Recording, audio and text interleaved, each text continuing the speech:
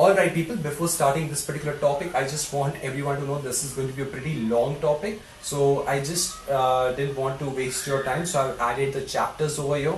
You can pick up any of the chapters where whatever the topic you want, you can revise it easily, you can learn it, and it's going to save a lot of your time. So without wasting time now, let's try to understand the topic. Hello people, my name is Jatin Sharma. Welcome to Test Automation Academy. So in this video guys, we are going to learn a highly requested video from students on Singleton classes or your Singleton Design Pattern. Yes, we are going to learn and explore the world of design pattern, and the first design pattern that we are going to cover in this video is Singleton classes or your Singleton Design Pattern. We'll try to understand what is Singleton class, what is the benefit of having a Singleton class, and how do you use it in your automation framework. All those things we are going to cover in this video. But rather than going directly into the Eclipse and writing the code over there, we're going to first lay down the entire fundamentals of what exactly classes and object really are. We're going to understand why do you need classes and object, how do you create classes and objects in Java, and what is happening behind the screen, that is in terms of memory. We'll explore the whole world of classes and objects, and then we'll try to shoot for your Singleton design pattern.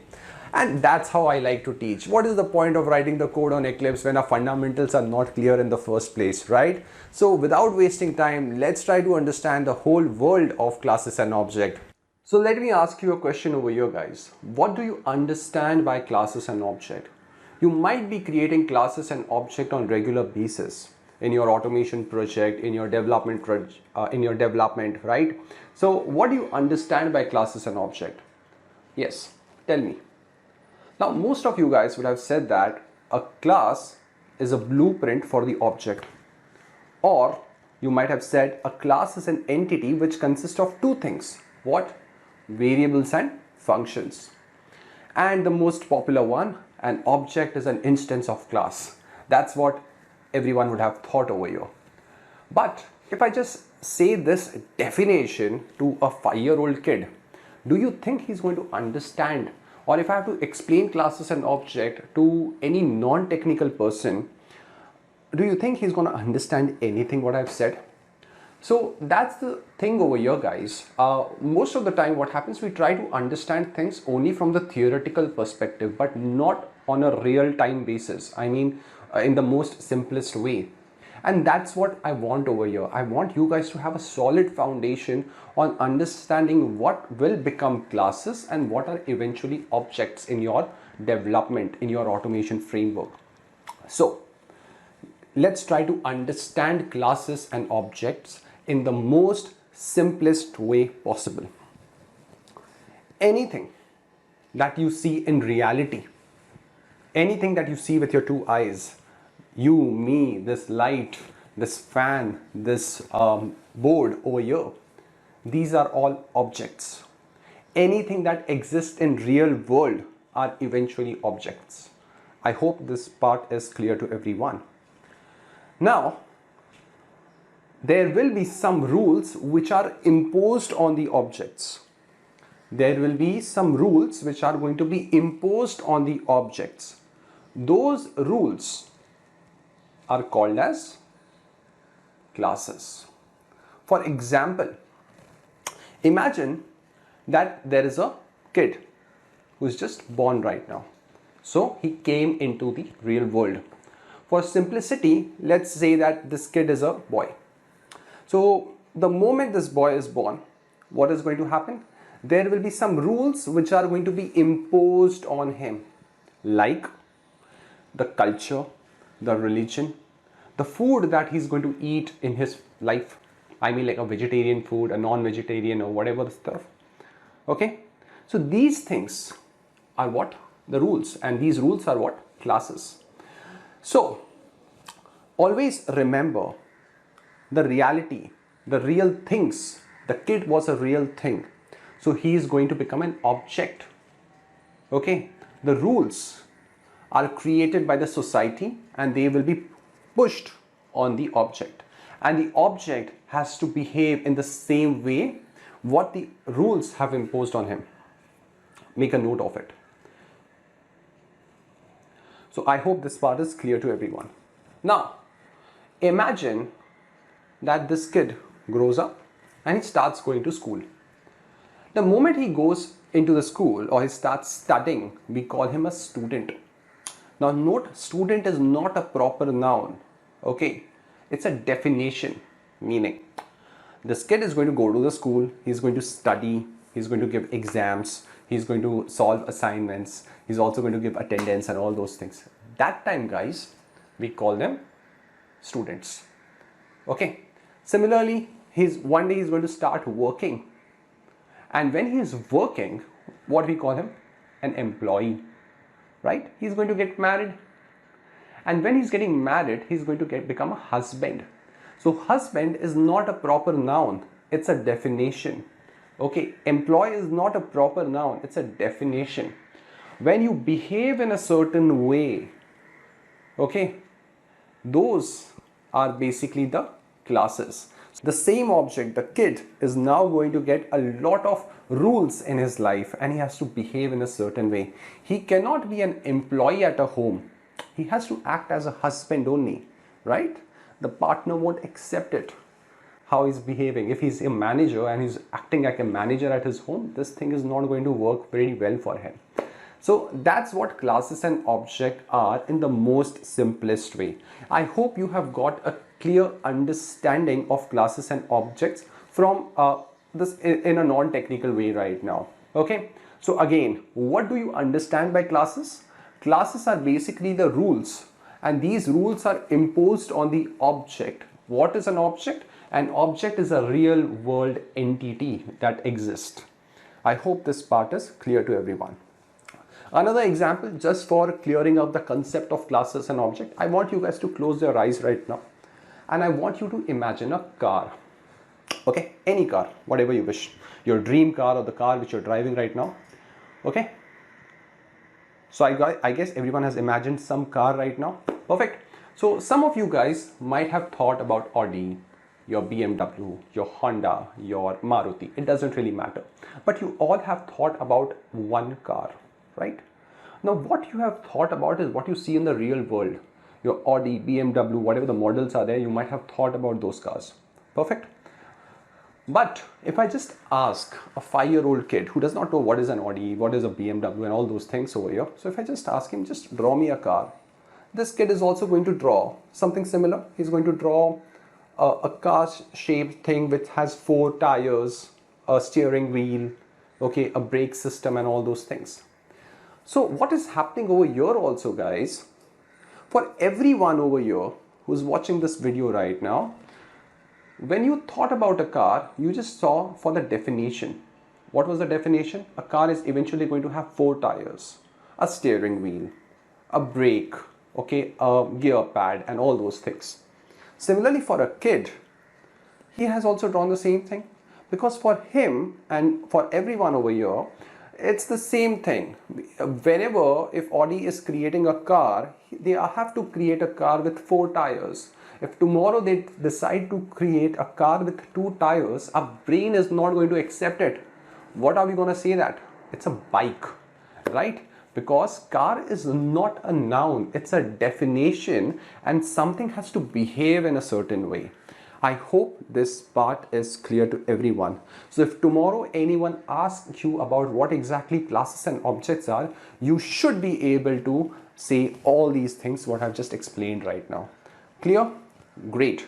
Now let's try to create classes and objects in your Java. So what we're going to do now is we'll try to understand how do you create a class, okay, without writing the code and all those things. I'm just going to talk about the structure, the fundamentals over here. See guys, what do you know about class? A class is basically a rule which is imposed on object. Yes or no? Right?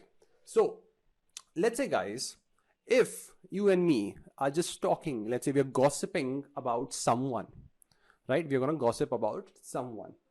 So if I'm talking about a person just right now, close your eyes and imagine about a person, any person, okay? Maybe your crush, okay? So over here guys, if I'm talking about a person is going to consist of what? It's going to have what kind of an information? Any person in this world is going to have a name. Look over here. He's going to have a name. Then what is the next thing he's going to have? Age.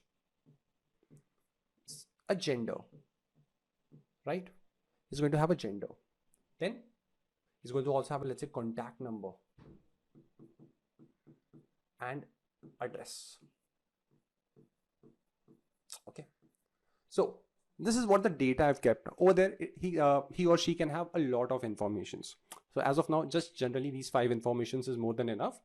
A person is going to have name, age, gender, contact number and address. Any person on this planet Earth is going to have a name, is also going to have an age, gender, contact number and address. Yes or no? These are the key information to locate a person. Yes or no? Yeah. So let's say I'm talking about a person over here. Let's say Raj. Okay. So Raj exists in reality. Exists in reality. So what is Raj for us?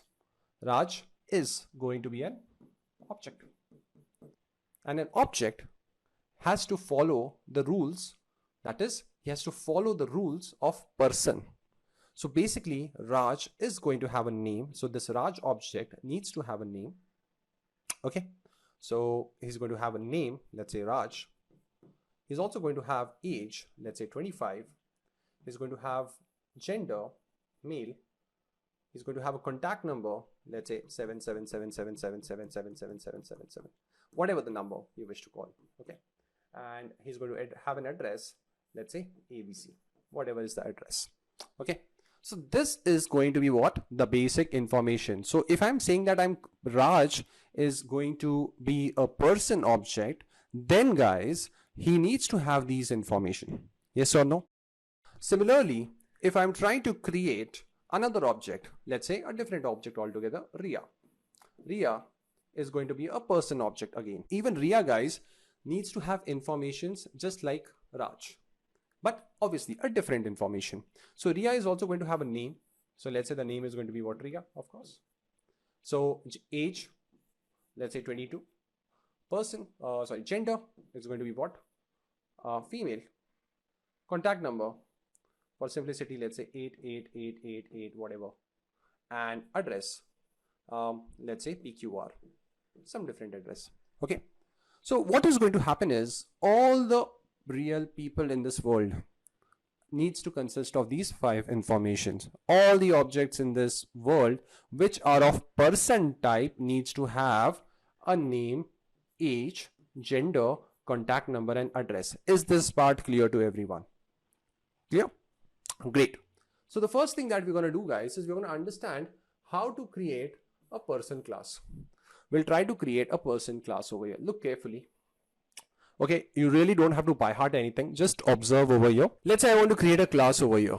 Generally, all your classes are going to be public in nature. Make a note of it. Okay, all the classes are public in nature. So the first thing is I'm just going to write over here public. Okay, the first keyword that is coming into picture. This is the keyword in Java. What is public? This is going to make the class available to all the other programs. Don't go into the technical part, but this is something that you have to start as of now. We'll understand public in future videos. Now, when we are creating a class public, so let's say we have a public, the next thing that you're going to give over here is class. So what exactly this class keyword is telling Java is that, hey, we are going to create a class. Okay, so we are creating a public class. Okay, the next thing which is going to come now, the next thing over here which is going to come now is going to be the name of the class. Which class do you want to create? Person class, right? So what is going to be the name of the class? Person. The name of the class is going to be person. Great. So we are defining, or we are trying to write over here, we are creating a public class person. So what exactly a class is going to consist of? Remember the earlier definition, a class is going to consist of 2 things, variables and methods. So how do I put it over here? Pretty simple. Just put a curly bracket and a curly bracket start and a curly bracket end. A curly bracket start and a curly bracket end. Now these two curly brackets, the curly bracket start and a curly bracket end, they are basically called as what? Code block. They are basically called as what? Code block. Is this part clear to everyone? So we are creating a class called person, and this is the start of the class, and this is what? This is the start of the class, and this is what? The end of the class. Anything that you write inside the person class, anything that you write inside the person class belongs to the person class now. Okay, this is the limit of the class. So what you have given is, you have given him a scope. Whatever you are going to write inside this class now is going to belong to the person class. And what will a class consist of? A class basically consists of only two informations, that is variables and methods. That are the only two information which a class can consist of, variables and methods. Great. So what are the information, the data we are talking about? A person, he's going to have a name, he's going to have an age, gender, contact number, and address, right? So start making it over here. So what we're going to do now is we are going to first create the name variable. So just write over your name. Okay, great. Name is a variable. What is the next thing? Age. Next thing, gender. What is the next thing? Contact number. So just write contact number. Next, address. So these are the 5 informations of the person. A person is going to have a name, a person is going to have an age, a person is going to have a gender, contact number, address. Okay, so on and so forth. When we are talking of Java now, Java needs to understand what type of an information this name variable is going to store. Whenever we are talking about name, Raj over here, the name of the person, is a series of characters. A series of characters is basically called as what? String.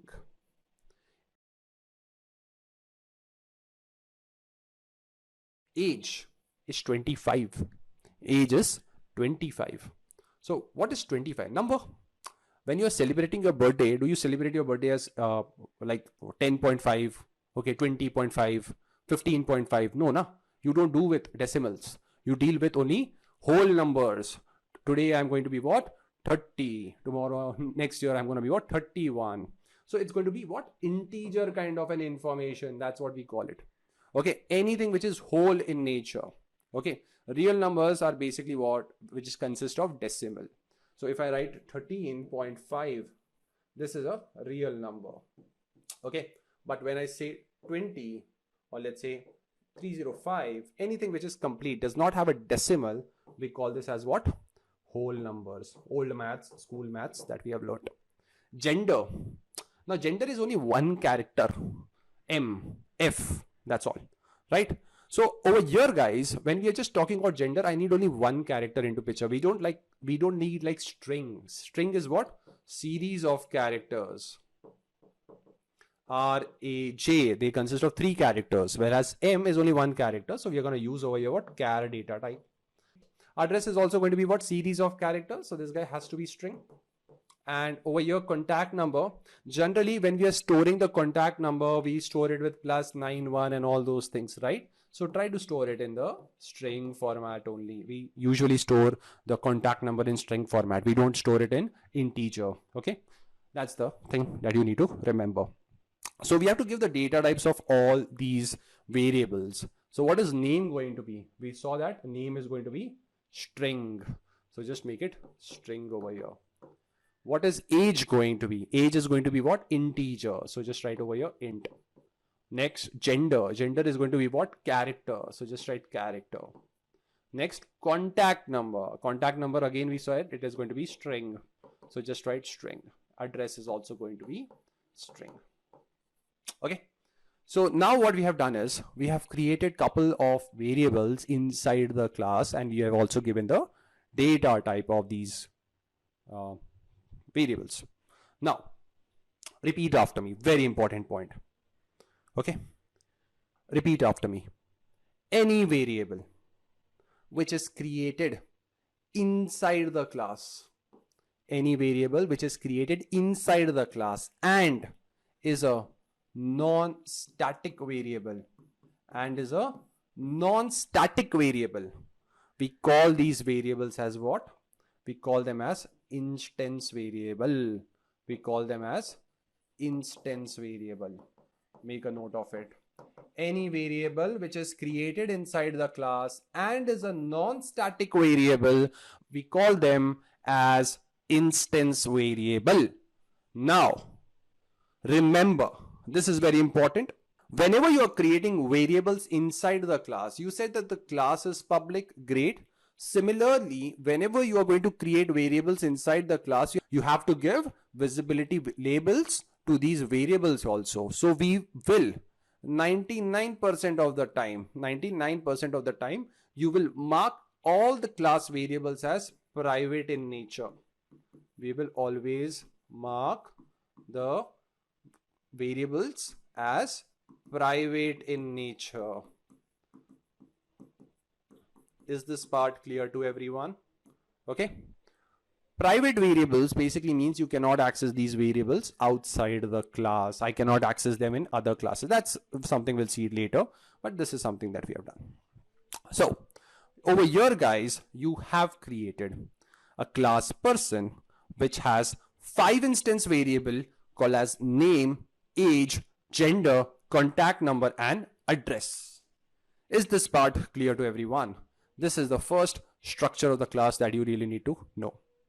Now that we have understood the structure of the class and how a class looks like, let's go to our IDE, the Eclipse, and create this person class over there.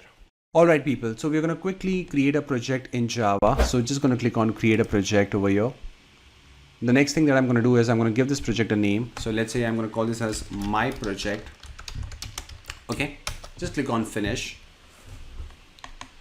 Next, open the my project, go into the src folder, and the first thing that you want to create is always going to be a package. What exactly is a package? A package is going to is a folder basically used to store classes, or we say common classes are going to be stored inside individual packages.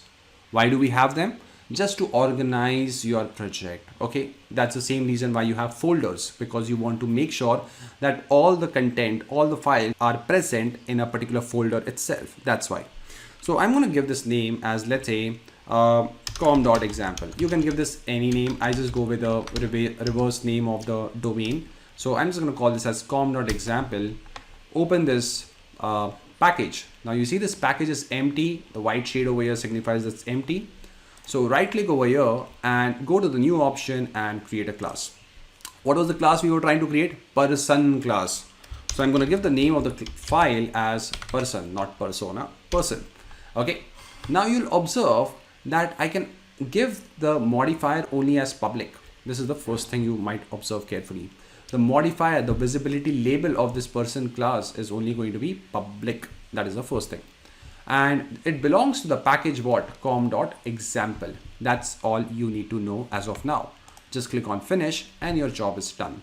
So over here, guys, you will observe the first line itself says that this particular class, whatever the class we are creating, person class, belongs to the package com.example. And what is these two curly bracket? The start and the end of the class. So whatever you write inside these curly bracket belongs to whom? The class itself, right? So quickly, we are going to create these variables. Whenever you're going to create a variable, you're going to mark them with what access specifier? Quick, private. Mark them with private. So I'm going to write over here private string name, private integer age, private string contact number,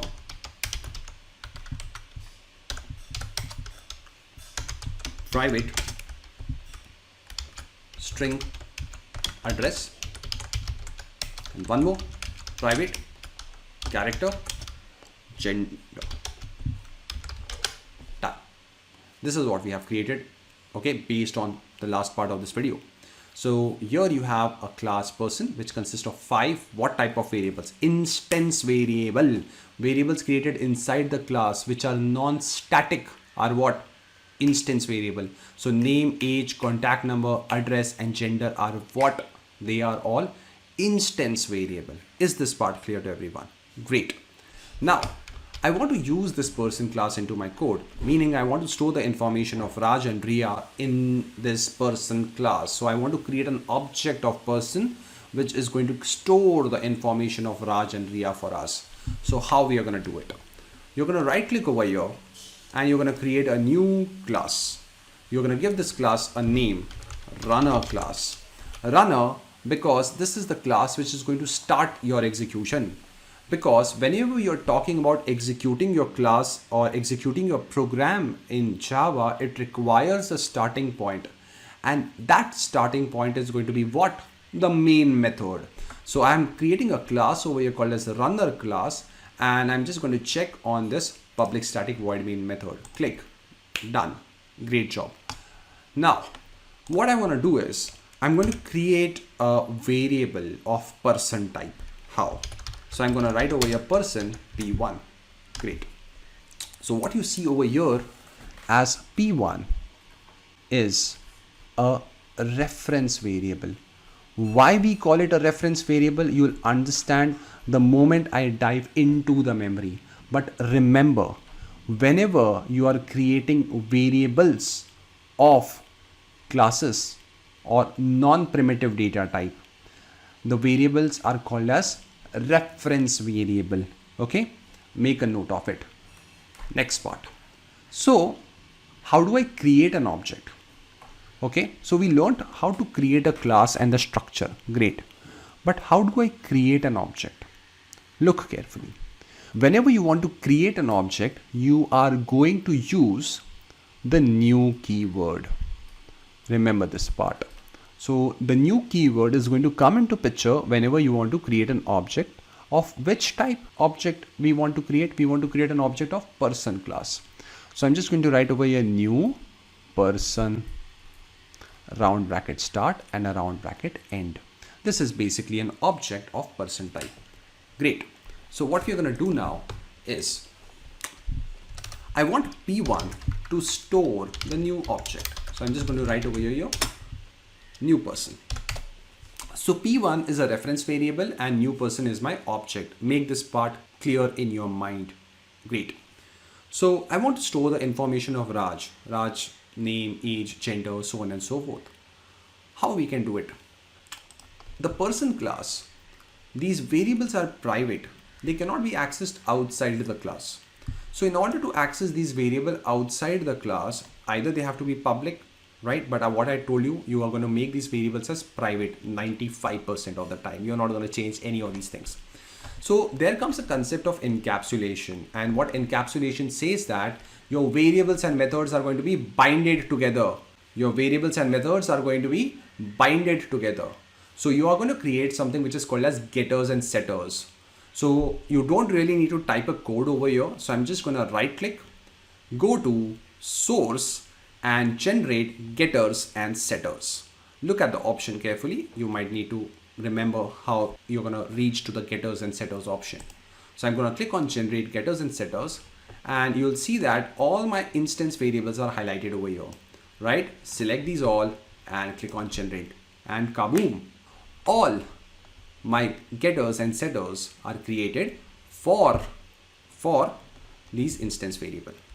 So I'm just going to format it, Control S, go back to the runner class, and I want to set the information about Raj. How can I do it? So just type P1 and press the dot button. The moment you're going to do a dot, it is going to show me all the public methods available of person class. It is going to show me all the public methods available of person class. So what I'm going to do is P1 dot, and what do you want? You want to set name, right? So I'm just going to call set. Do you find a set name method? Yes. Now, what does set name takes as an argument? It takes string as an argument. That is nothing more than the name of the person. So I'm just going to click on set name, and I'm going to call this, let's say, Raj. Done. The next, what do you want? You want to set the age. P1 dot set age. What is the type of data set age takes as an argument or as a parameter? Integer. So I'm just going to give 25. Next, I want to set the address. So I'm just going to type P1 dot set, and I'm going to give address. Address is what? ABC. Next, I want to set contact number. Okay, so contact number 1 2 3 4 5 6 7. Okay, some contact number over here. Finally, I want to give the gender also. So I'm going to type over here P1 dot set gender, and what was the gender? Male. So just put it in single quote, M. Done. And your job is done. So over here, guys, P1 is a reference variable, and we are calling the setters, which is eventually going to set these data for us. Okay, so this part is done. Now, next, let's try to store Ria's data also. So I'm going to create another person reference variable. So I'm going to call this as person P2. Now you can combine line number 7 and line number 9 together, right? Let me just fix this one. Yeah, we can combine line number 7 and line number 8 together. So instead of writing it at two different line, you know, like person P1 and P1 is equal to new person, I can just write something like this in one line. Person P2 is equal to new person.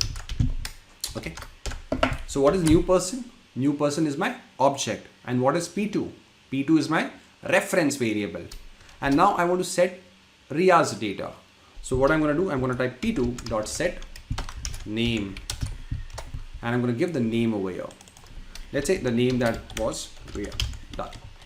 Next, what I want to set the age. So P2 dot set age, and age I'm just going to give like is integer, so 22. Let's say P2 dot set contact number. It's again string, so quickly. And similarly, I'm going to fill the other fields. And done. You have created two objects of person type. Each is going to store different data. But how it is working in the memory? I want to see what exactly person P1 is having. What kind of a data person P1 is pointing to. So how can I do that? Pretty simple. Just type over here system.out.println. The shortcut is sysout. Just press sysout and do a control space. Automatically it's going to write system.out.println for you. You don't really need to type all these things all by yourself. Next, write P1. Okay, I'm going to do P1 dot. What do you want to do? I want to get the name. I want to see the name. So I'm just going to write over here get name. Okay, so if I run this piece of code now by clicking on this play button, I should see Raj printed on my console, right? Similarly, let me just copy this line and print it one more time. This time we're going to do it for P2.getName. So P2.getName I've written over here. So if I run this piece of code, it should print me Ria. Great. So P1 is pointing to what? Raj's data. And P2 is pointing to what? Ria's data. But the main question comes into the picture. How is the code working? Right? You have written a code, but what is happening? That's what we want to understand over here. So this part is the most important part of the video because we are going to go inside the memory and observe what is happening. So please pay attention. Alright guys, I hope you are having a lot of fun and understanding the whole concept of what exactly classes and object are, and things are going to get a little bit tricky. I'm sure you might have been confused a little bit about the syntax that we have written over there. But do not worry, stick to the video and complete it till the end, because that's where the whole image or the whole spectrum is going to get completed now. So over here guys, if I have to really explain you how the program is getting executed in the memory, you need to understand Java memory management. Now, Java memory management itself is a pretty big topic, so I cannot like combine all these things in this one video, but I'm gonna give you enough information that is going to give you an understanding of how Java execution works. Okay, so we are going to understand 3 different memory types in Java right now. Okay, so whenever you're writing a code, always remember there will be 3 memories which are going to come into picture. I call them, it's going to be stack memory, it's going to be heap memory, and it's going to be static memory, which is going to come into picture. All these 3 memories are going to be required to execute your program. Let's try to understand what exactly stack memory is all about. See guys, when I'm talking about stack memory is going to deal with the execution of the code. Okay, how and when which method is going to be called, all those things are going to be decided by or is going to be controlled in the stack memory.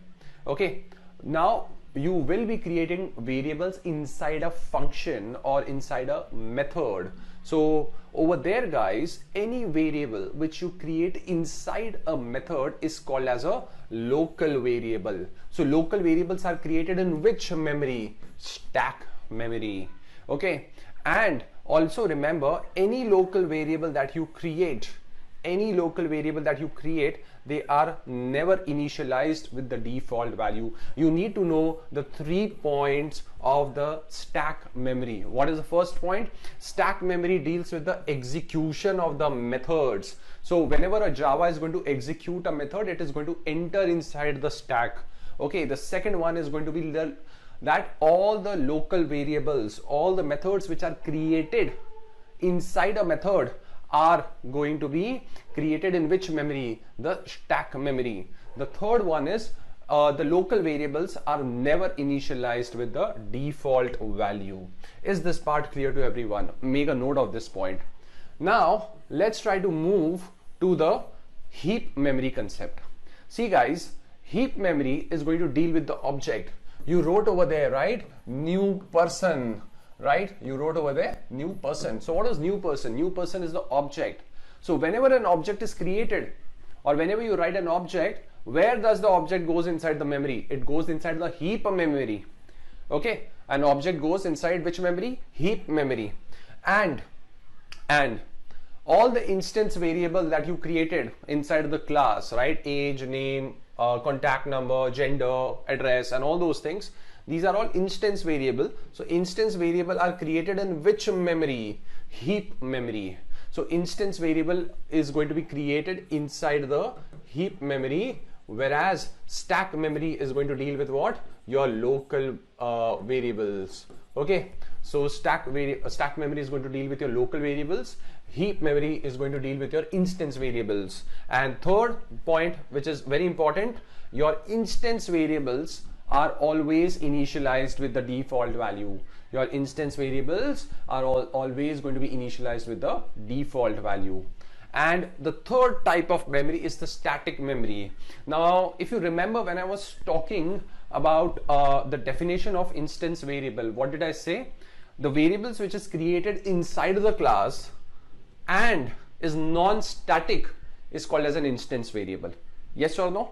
So static variables are just the variables which have static keyword assigned to them. That's all. Okay, so if I want a variable to go inside the static memory, I'm going to use the static keyword. Okay, that's the only thing that you need to remember as of now. Now it deals with what?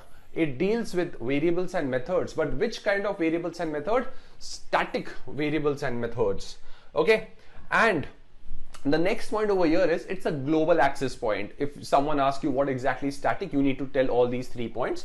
Static is going to be what? It's a global access point. I can access any static variable in any class. Okay, I don't have to create an object of this. Those things we'll see later, but that is going to be the most important point about a static variable. It's a global access point.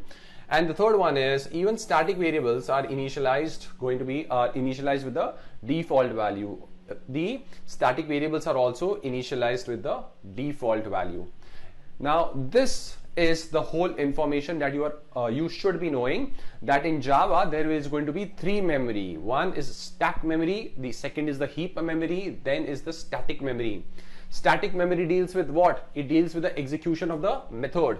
It deals with local variables, and local variables are never initialized with the default value. Heap memory deals with the object. Whenever you create an object is going to be created in which memory? Heap memory. The second one, instance variables are created in which memory? Stack memory or heap memory? It's created in the heap memory. The third one, instance variables are initialized with the default value. Yes or no? Yes, instance variables are initialized with the default value. Third one, static memory. Static memory deals with which methods? Static variables and static methods. That's what it deals with. The second one is, the static memory is what? It's a global access point. Okay, if I want to access a static method or a static variable, I do not have to create an object. Is this part clear to everyone? Good. Now guys, we'll try to understand the working of stack memory. It's pretty simple memory. So if someone asks you what is stack memory, what is the first point that we know? Let me write it over here. It deals with execution of methods. What is the second point that you know? It deals with what? Local variables. As of now, I have just told these 2 points. The most important one is the working of stack memory. The stack memory behaves in LIFO process. The stack memory behaves in a LIFO process. What is LIFO process? Last in, first out. It is called as last in, first out. What it means? Over here guys, I have a box. Okay, I have just a normal box. Now imagine I have 3 items, item 1, item 2 and item 3. I take this first item and I want to put it inside the box. Let's say this box is empty, I can put anything inside it. So I'm going to put the first item inside the box. So if I'm putting any item, it is going to sit where? At the bottom, right? So over here is your item 1 coming into picture. Now item 1 has occupied which position in the box? It has occupied the bottom position. This is what has happened. Clear? It has occupied the bottom position. Now I still have couple of places remaining inside this box. Let's say I want to put item 3 now. Item 3 wants to go inside the box. This is what I want to keep now. So again, I'm going to put item 3 over here. So what is going to happen? This is where my item 3 is going to pop in. If you observe, I cannot put item 3 at the bottom. Why? Because item 1 has occupied the bottom position. So item 3 is going to go over item 1. Is this part clear to everyone?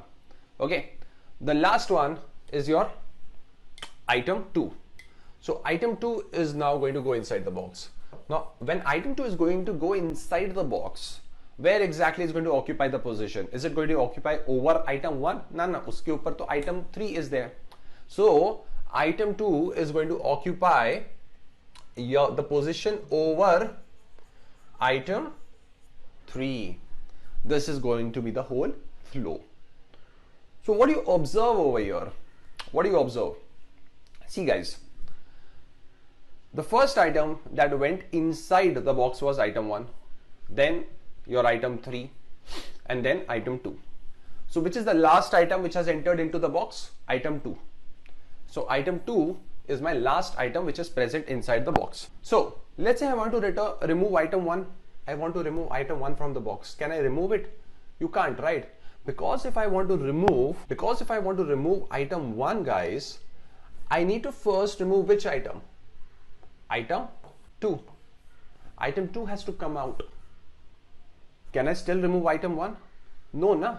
Because even if I remove item 2, item 3 is still there in the box. So I also have to remove item 3 and then I can remove item 1. Okay. So if you look carefully, which was the last item which was added into the box? Which was item 2. So item 2 is the last item which was added inside the box. So the last in was item 2. The first item which is going to come outside the box is also going to be item 2. So this is what is going to be the stuff, first out. So last in first out basically means जो सबसे आखिरी में गया, the thing which has entered into the box last is actually going to be the first thing which is going to come out. Is this part clear to everyone? This is how the working of stack memory happens. Okay, so in stack memory, whatever is the item or whatever the function is going to enter inside the box last is going to be the first method or the first function to come out. Is this part clear? So that's why we say that stack memory deals with execution. It handles which function is going to be called when it's going to come, when exactly the Java is going to come out of those functions and all those things. Now, one important interview question which is usually asked: which memory is the fastest memory? Which memory is the fastest memory in Java? Now think for a moment. You want your program to be fast, meaning all your functions needs to be executed quickly, right?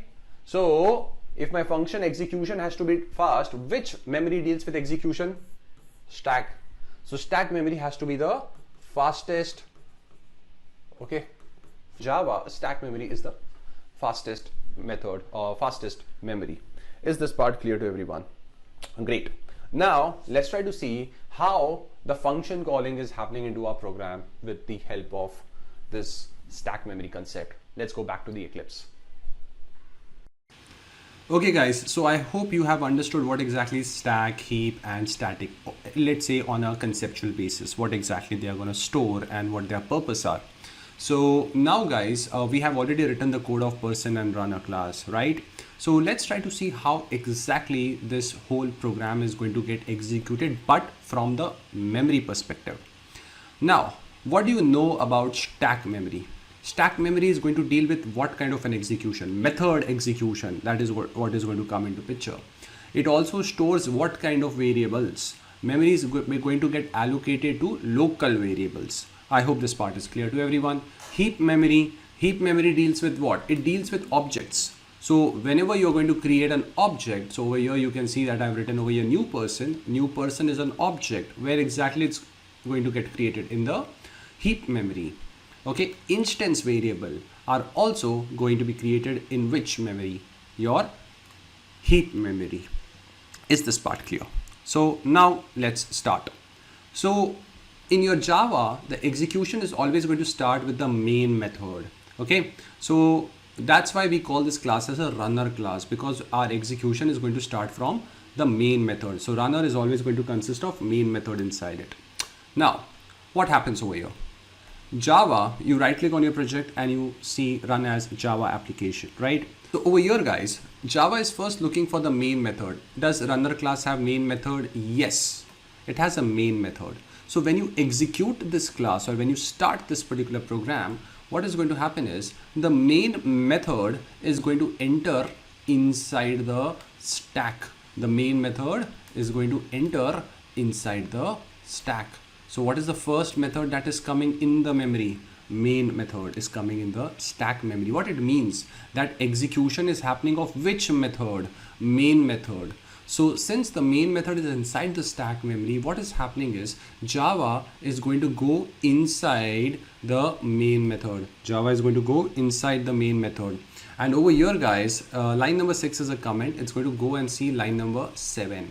At line number 7, we have written person P1. We have written over here person P1.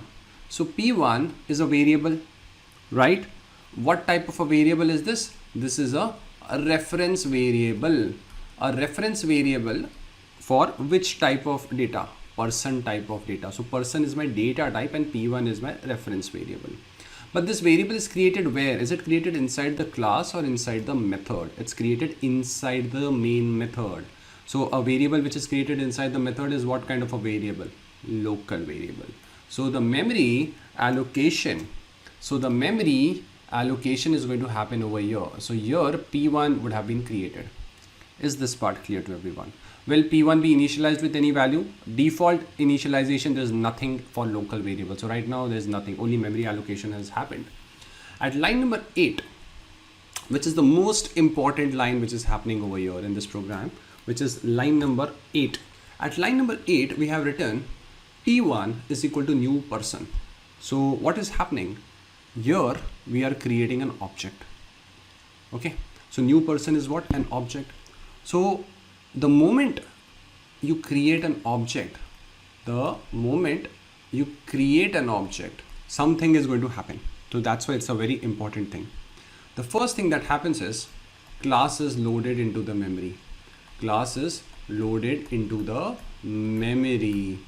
Okay, so Java is now going to focus on your person class also. The second thing is your instance variables are created. Instance variable will be created in which memory? In your heap memory, and they will be initialized with default value. And the third thing which happens is what? The constructor is called. These are the three events or the three steps that needs to happen when you create an object. Are they going to happen one after the other? No, they eventually happen together. So don't worry on all those things. These three are going to happen. So class is loaded into the memory. Here is a person. Next, instance variables are created. Where? In the heap memory.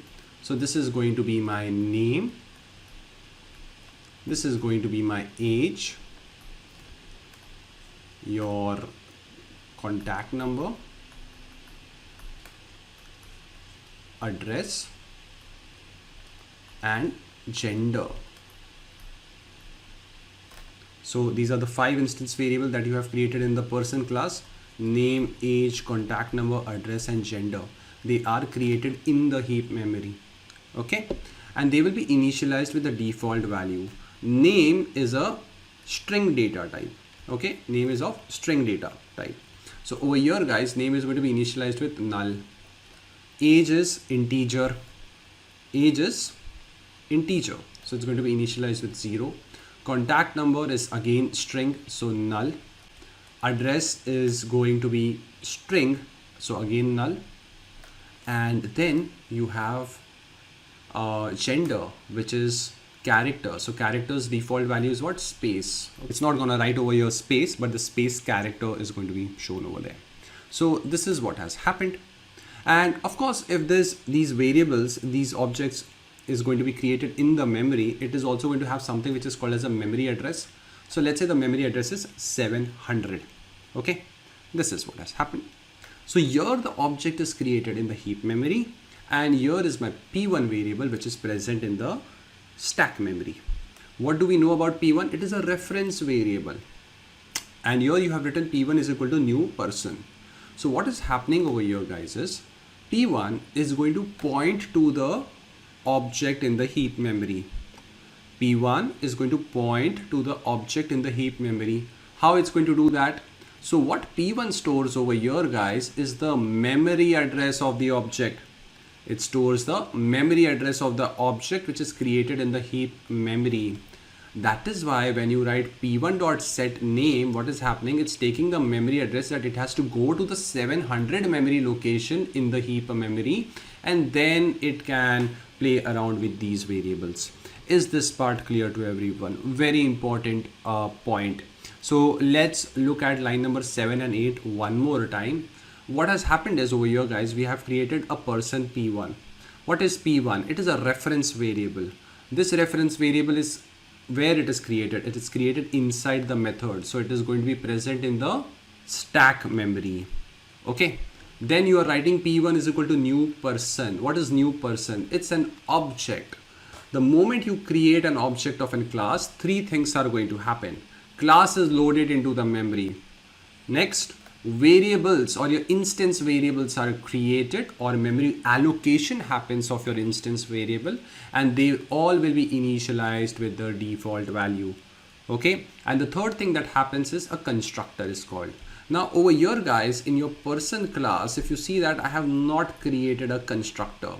So since the constructor is not there, Java is going to create a default constructor for you and it's going to execute it. This is bound to happen. If it is not there, it is going to create one for you and execute the program.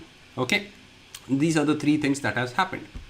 Now if you look carefully, these variables, name, age, contact number, address and gender, these are all private variables. These are what? Private variables. You cannot access these variables outside the class. So that is why if I want to access name, age, contact number, address and gender from the runner class, I can't do it, right? I cannot do them because they are in two different memory space also. So I can't do that part over here. So that's why guys, we have created these getters and setters. I'm going to call the set name method. So what is happening over here is p1.setName.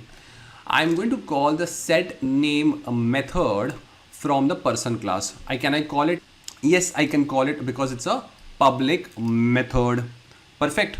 Now look carefully. What happens over here? Main is a function. It's already there in the stack memory. Main is a function which is already there in the stack memory. And inside the function main, you are calling another function. We are making a call to set name method. Okay, we are calling a function set name method. This is the function which we are trying to call. Okay, now set name over here takes an argument. It takes an argument that hey, if you want to call me, you have to give me some data. So I'm passing him the value Raj. So this value Raj is going to go inside this variable name. Okay, take it slowly. p1.setName, we are passing the value Raj and this value Raj is going to go and sit inside this name variable. Next. Now, this is a function call which is happening. The moment you make a function call, what is going to happen is this set name method is actually going to enter inside the stack now. So what is going to happen is your p1 dot set name is going to come into picture. This is the first thing that happens. This is the first thing that has happened. It has come into the memory. But if you see carefully, it already has an argument. So if you remember when I was talking about the stack memory, and it is going to call a method, right? It deals with the execution of the method. So over there guys, if I'm going to have an argument parameter, it is also going to be a local variable. So this is also a local variable called as name. And I'm passing the value Raj to it. So name is going to store what value inside it? Raj. This is what is going to be there. Okay, this is the thumb rule. So what has happened is p1.setName is called and it's inside the stack. So which method is Java is going to execute now? It's going to execute p1.setName method. The control is over here, not in the main method now, because inside the stack Java is looking at this p1.setName method. And over here guys, there is this one line which is this dot name is equal to name. This dot name is equal to name. Now guys, inside a method, the importance is given only to the local variable. It does not give importance to the class variable. So what is the thing that is happening over here? I have a class variable which has the name. And here also inside my local variable, I have a name variable. Now two variables with same name. Two variables with same name. How do we differentiate that? In order to differentiate between a local variable and a class variable, we use the concept of this. This keyword will always point to the class variable. So when I'm writing this dot name, it is referring to this instance variable. And when you are just writing name, it is going to refer to what? It's going to refer to your local variable. So this is a very important topic. It is going to be asked in interview also. What is the meaning of this keyword? So remember, this keyword is used to differentiate local variables and class variables or your instance variables. This keyword is used to differentiate what? Local variable and your instance variable when they both have same name. So over here also, if you see carefully, I have age. Age is what? A local variable, but I'm writing over this dot age. So this dot age is pointing to what? Your instance variable. This is my instance variable which we are talking about. So whenever two variables are going to have same name, we can differentiate them with the help of this keyword. Make a note of it. This is very important from your interview. Okay. So over here, the value Raj, which is there in the local variable name, where this local variable is, it's in the stack memory. We are passing the value local variable to this dot name. Where is this instance variable created? In the heap memory. So this value null is going to get updated with the value Raj. This is the first thing that has happened. And once this line is executed, Java is going to see this curly bracket. What is this curly bracket? End of function. End of function. The moment p.setName is completed, it is going to be removed from the stack. So all the local variable which was created by the setName method will be removed. And there is only one method now, meaning the control is going to go back to which method? The control is going to go back to the main method. We are back to the main method now. Okay. Now over here, guys, we have completed the execution of the setName method. What is the next line? p.setAge. The story remains the same. What is going to happen? p1.setName is going to come into the memory. Your setName method is going to come into the memory. Over here, we have a variable called age. What is? It's an argument, right? It's a local variable. So age is going to be created over here. And you are passing some value over here, which is what? 25. So age is going to have the value 25 over here. So this is where your 25 has popped in. And you are writing over here, this dot age is equal to age. So what is the value of age? 25. This dot age. This keyword is used to differentiate your local variable and your class or your instance variable. So this time, this dot age is talking about this age variable, which is there in your heap memory. So we are trying to update, or we are trying to pass the value 25 to this dot age. So this 25 is going to get written over here now. The value is going to come over here. Then Java sees this particular line number 24. What is line number 24? End of function. End of function means which method is getting completed? Set age method is getting completed. So over here, this function is going to be removed from the memory.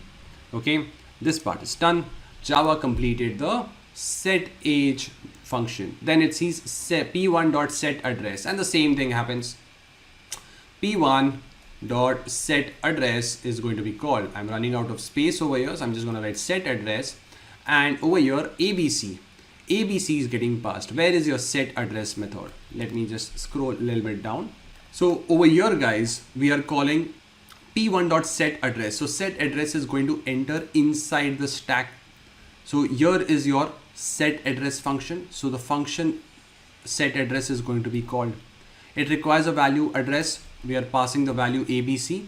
So over here, address variable will be created and it's going to get the value ABC. So ABC has popped in over here. This is ABC. This dot address, this keyword is used to refer to instance variable. So here we are talking about the address variable which is present in which memory? In your heap memory. So what is the value of the address in the heap memory? Null. But we are updating it with what value? What we got, right? So this is going to get updated with ABC. Okay, so this is how your set address is done. It's going to reach the end of the set address function. Once this is this end of set address comes, it means the function has been completed, meaning now your set address method is going to be removed from the memory. The control is back to your main method, and now Java is going to execute the set contact number method. So p1.setContactNumber is going to be called.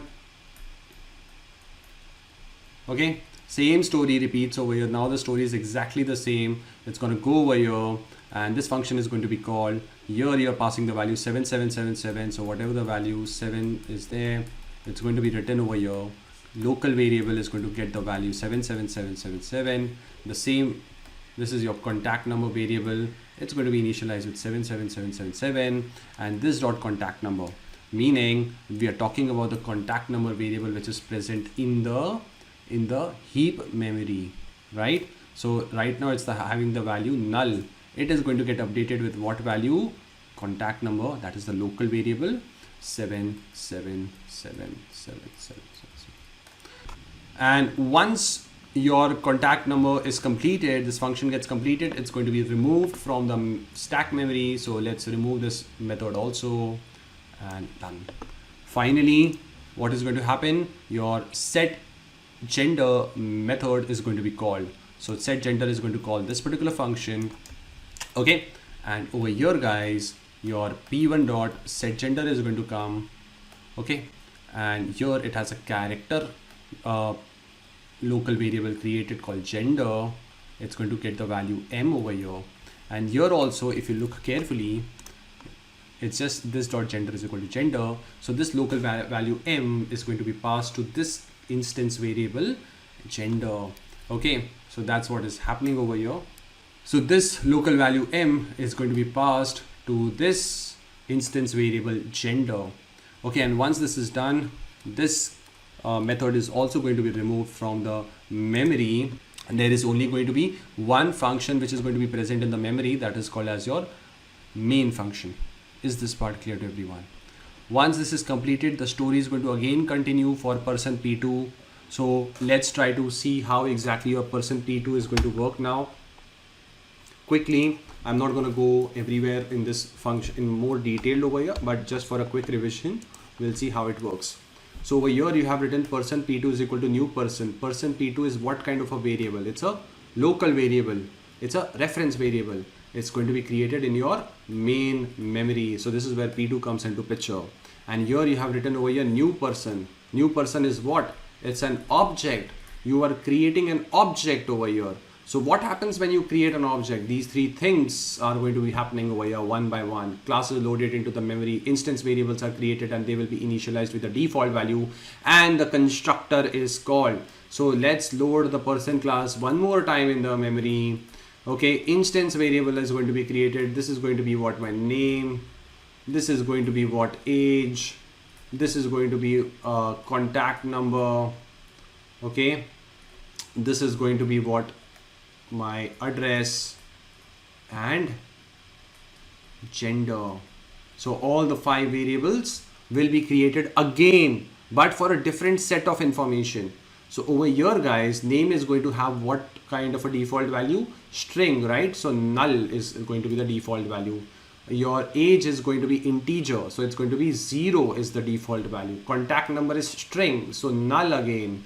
Gender is going to be what? Character, so space, and address is going to be null again because it's a string data type over there. So over here guys, you will see that you have written over here new person 1 time, new person 2 times. So 2 objects are created. Each object is going to have its own corresponding instance variables. Okay, and that's what happens, right? Ria's information is only Ria's information. Ria and Raj are not sharing each other's information, right? There are 2 different people in the world right now. So even in my memory, there will be 2 different objects, which is going to consist of 2 different set of data. Yes or no? So in your real world, if there are 1 million people, and if I'm creating a system for 1 million people, how many objects will be there? 1 million objects. Is this part clear to everyone? And each object is going to have its own corresponding data. Are you getting it now? Right? So over here, if I want to access Ria's data, okay, let's say this object person is created in 800 memory location. What is P2 going to store? 800. So that's what reference variables are. They are going to point to the object. So when we are talking about P2, are we going to get Raj's data or Ria's data over here? We are going to get Ria's data only, because the P2 is pointing to 800.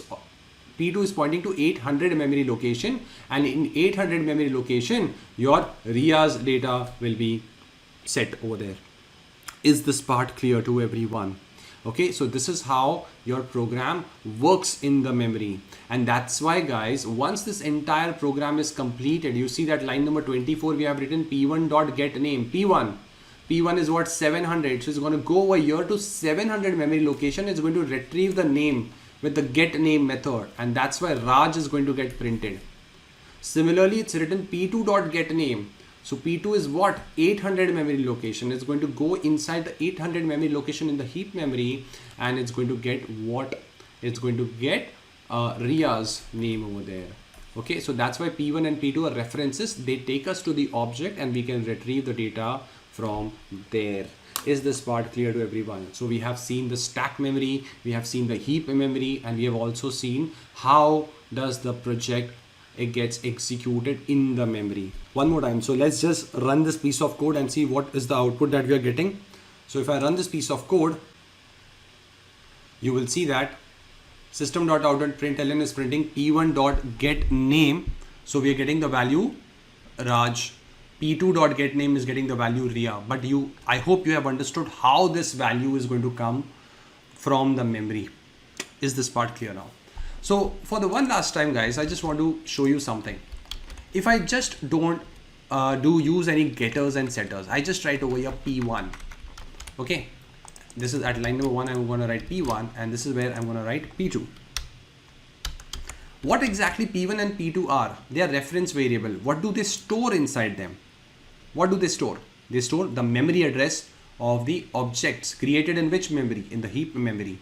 So if I run this piece of code, observe the output.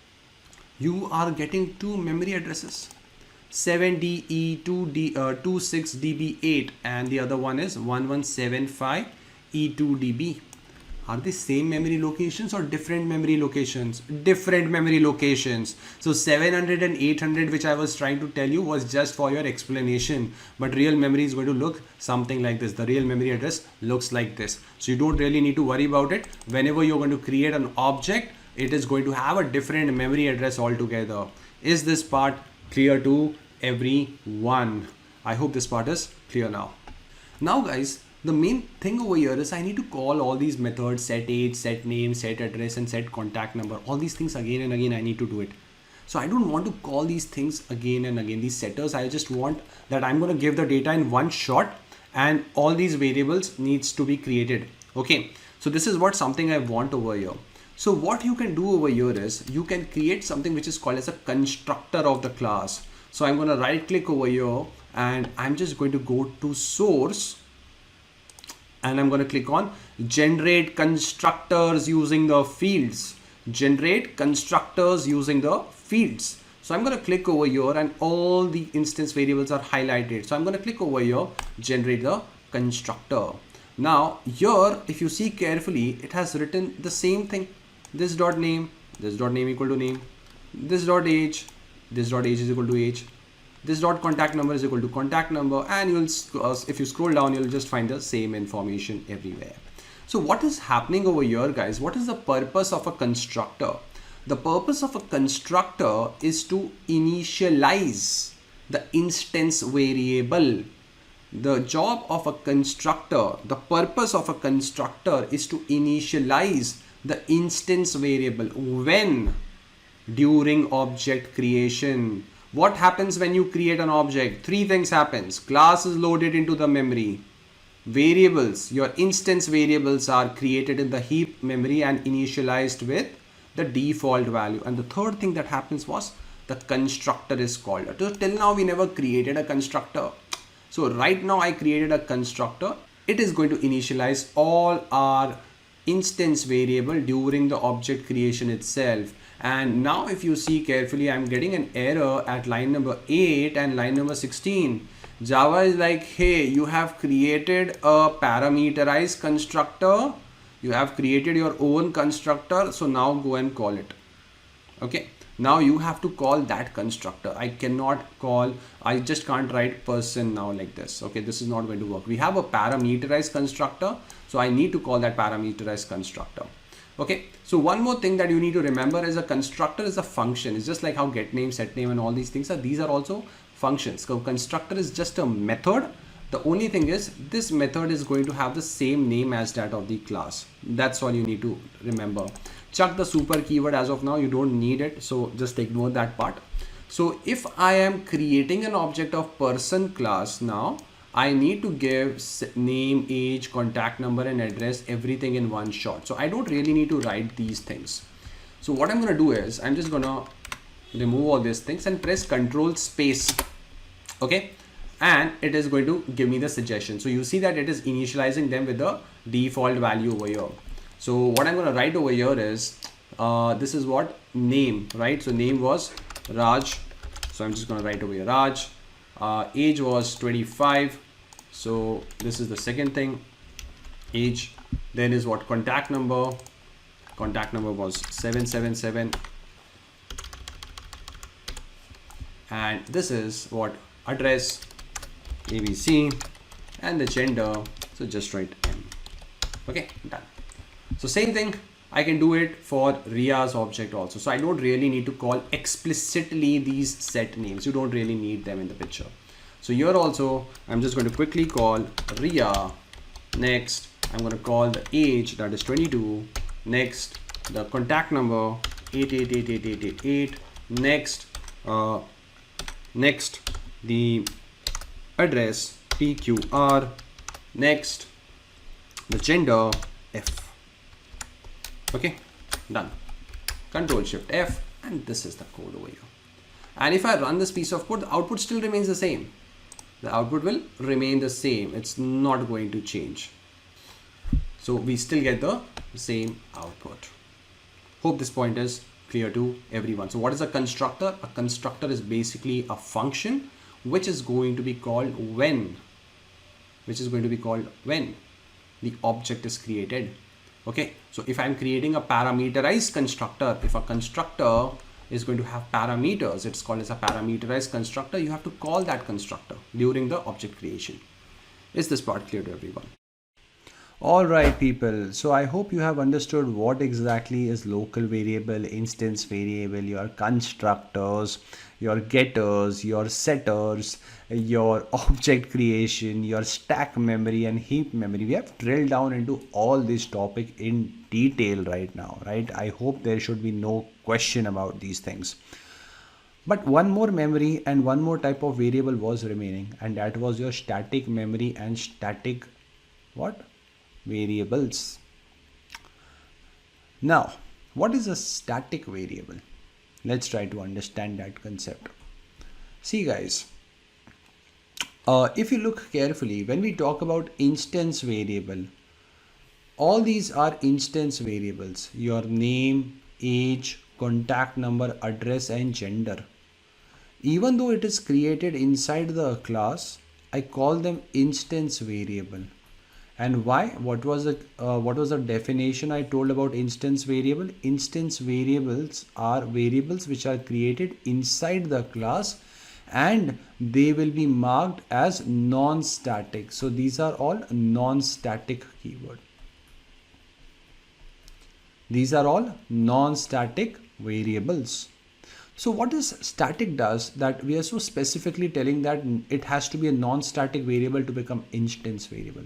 See guys, you created the first object at line number 8. So over here guys, what happens, that whole instance variable got created for Raj. All these variable name, age, contact number, address and gender, they all were created. Similarly, at line number 10 also I also created another object. So even for Ria, these name, age, contact number and address are going to get created. So how many variables we have? 1, 2, 3, 4, 5.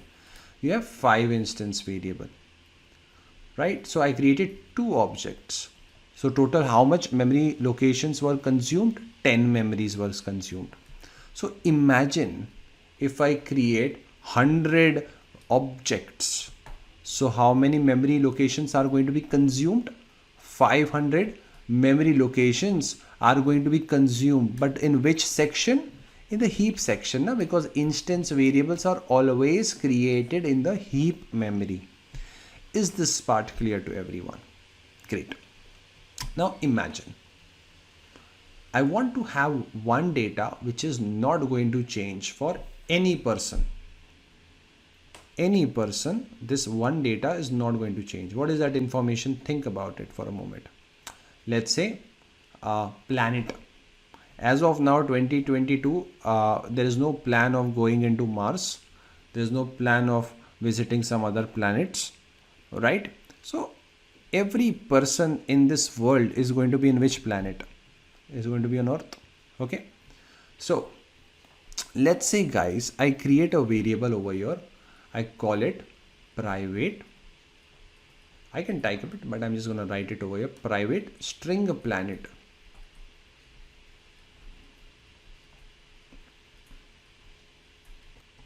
So my first question to you guys is, what kind of a variable is planet?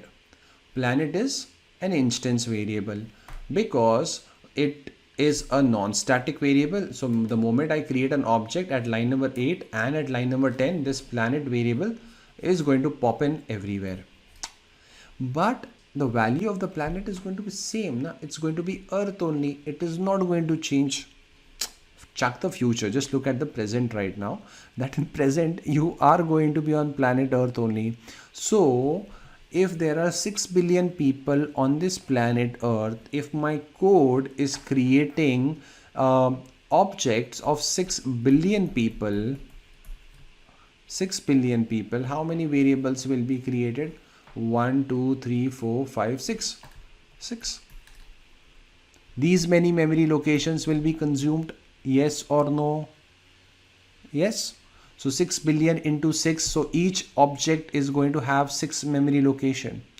So everyone is going to have a different name. The age is going to be different. Contact number is going to be different. Address is going to be different. Gender is going to be different, right? But the planet though is only one. This information is not going to change. It is going to remain constant. So what is happening over here guys is I am wasting 6 billion memory location. I don't have a problem with the remaining 5. Those 5 are perfectly fine. But this one planet variable is a constant. It is not going to change for any person on this planet Earth. So 6 billion memory locations is actually wasted. Do you think it makes sense? That hey, no, for every person I need to capture the information of the planet. It doesn't. So what I want is, I want this variable, but I want to make sure that for this variable planet there is only one and only one memory allocation. Meaning for 6 billion people there should be only one variable called planet. Okay, I don't want 6 billion planet variable. And how can I do that? And that's where guys your favorite or the topic that you are looking for comes into picture. Static variable. What does static variable does? It ensures that this variable is only going to have one and only one memory allocation. Is this part clear? Static is not dealing with constant guys. It is dealing with memory allocation, which is a very important point that you guys need to know. So what we say about static variables guys, static variables are pure class variables. Why do I say it's a class variable and not an instance variable? Because in order to access a static variable, you don't need to create an object. You can just access the static variable by using the class name. So I can just write person.planet. I made one mistake over here guys. This has to be public. So let me write it over here as public, because we want to access this variable outside, right? So that is why we are going to make a static variable as a public variable only for this particular program, as I said. So that is the thing that you need to remember. Now talking about memory, where will static get created? does it has another memory section? Now, static variables, and make a note of it. Static variables are created in the heap memory only. Static variables are created in the heap memory. So here there is a special section which is going to be in the heap memory where your static data or your static variables are created or stored. So we call this as like the perma-gen section, and that's where this person dot planet will be created, and this person dot planet variable is going to be accessible among all the 6 billion objects. Now, static variable does not belong to any object, yet all other objects can access that variable. Okay, that is something they can do, right? This is, you need to remember. Static variable is always going to deal with memory allocation. It means that it's only going to be one and only one memory allocation. All the objects can access, read, modify the static variables. This is the rule that you need to remember. Okay. Also guys, I can have static methods also.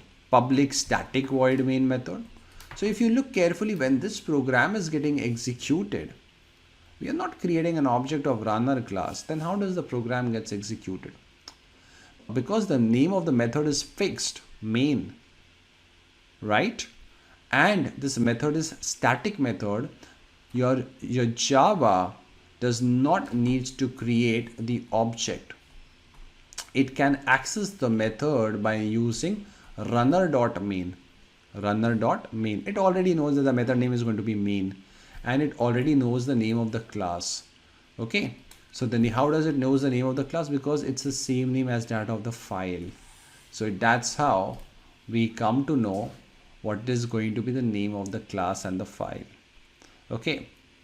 Java can directly write runner.main and the program executes.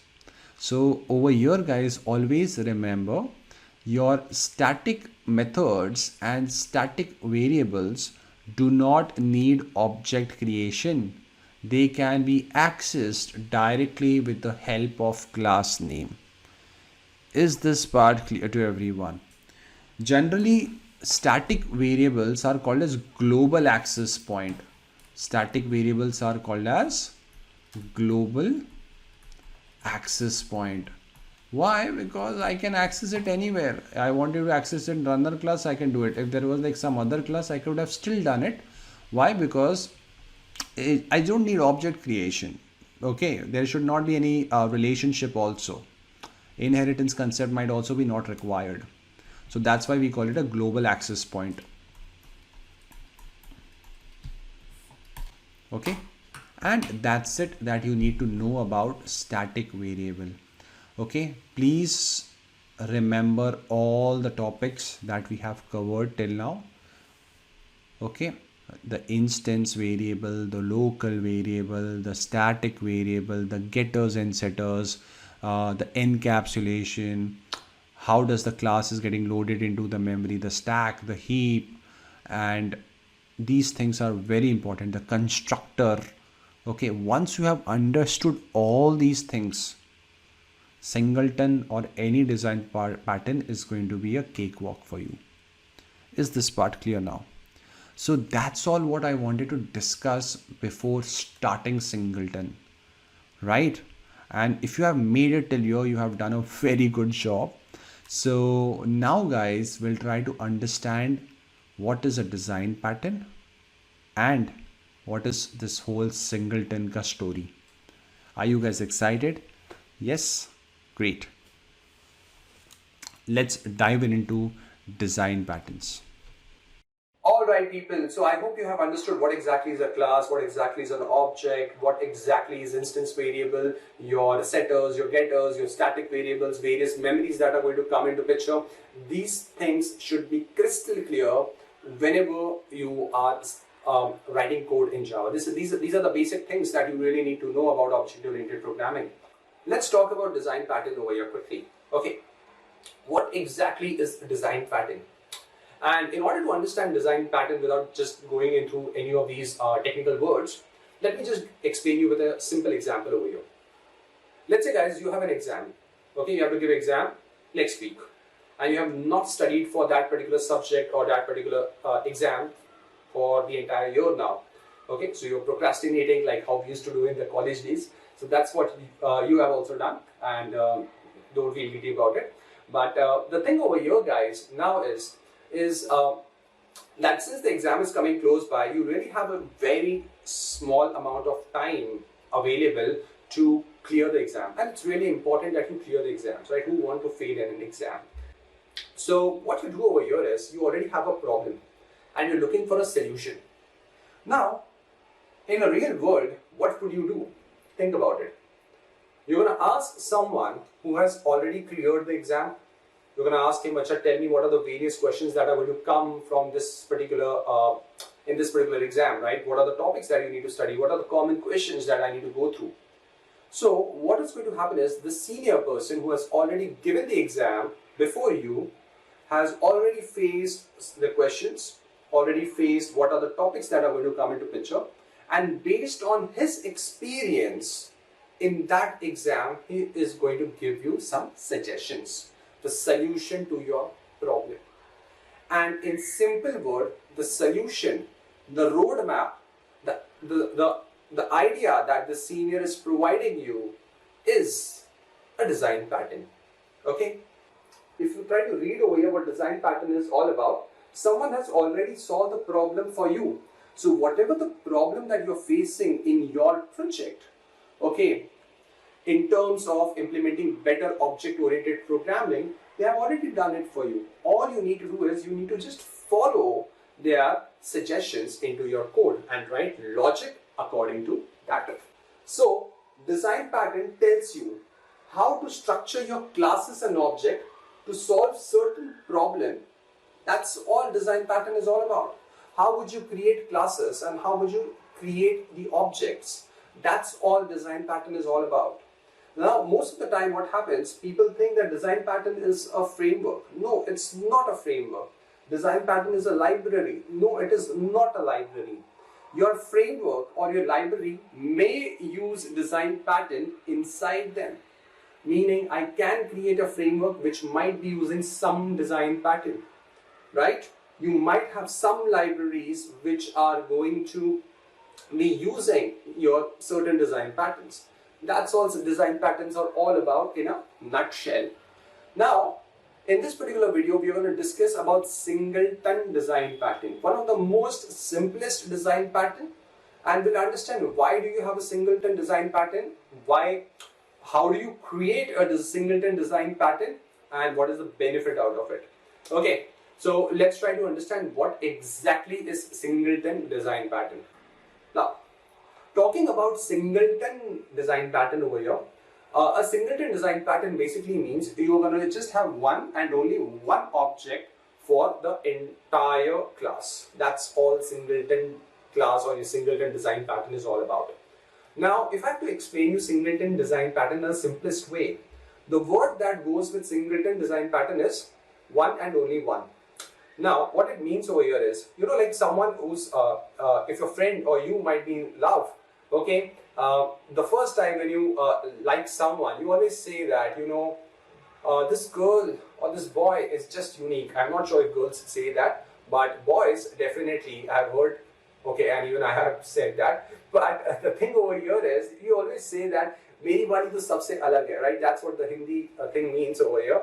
That my partner or the girl I like is unique, but in reality, no one is unique. We just have some common attributes here and there. So that's what Singleton means, that in this entire world, this girl or this boy is going to be unique. It's not at all possible for the real world. But there will be scenarios in your project that will require you to create only one instance of that class. If you create more than one instance of the class, you might hit some performance issue. That's what Singleton is actually trying to solve. that's all Singleton is in basic words. Now let's go ahead and try to understand the theory of Singleton. How would you create a Singleton class? What are the things that you need to look for? And we'll just create it in our code. So let's dive into the theory part. Okay guys, so I hope you have understood what exactly is a design pattern, what exactly is Singleton in more or less in a simple term. So now guys, what we're going to do is we are actually going to break down the whole mystery behind Singleton class. But actually I'm not going to be the one who's going to do all these things. You are going to unfold Singleton design pattern for me. So if you're watching this part of the video, I assume you have a good knowledge on your static keyword. You have a good knowledge on your constructors, your heap memory and your stack memory. And you also understand what is a local variable and your instance variable.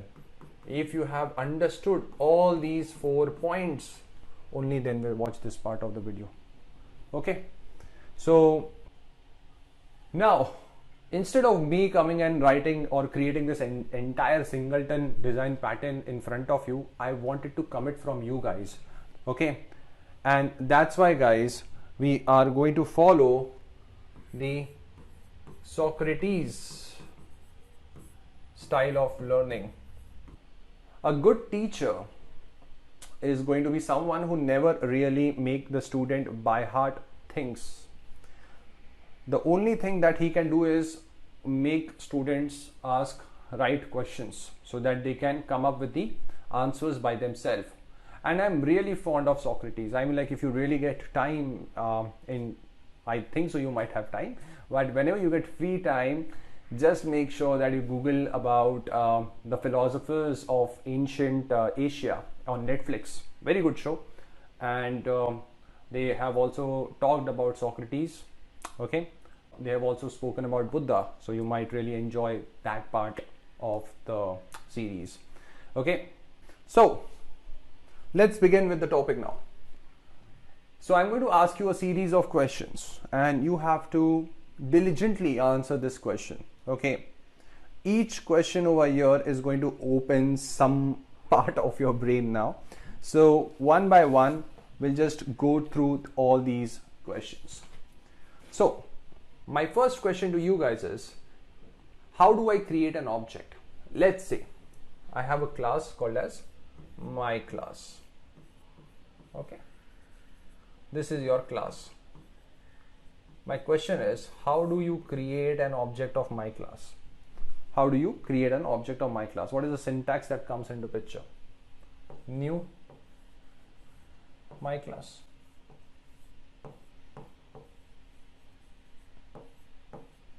If you have said new my class, good. The answer is right.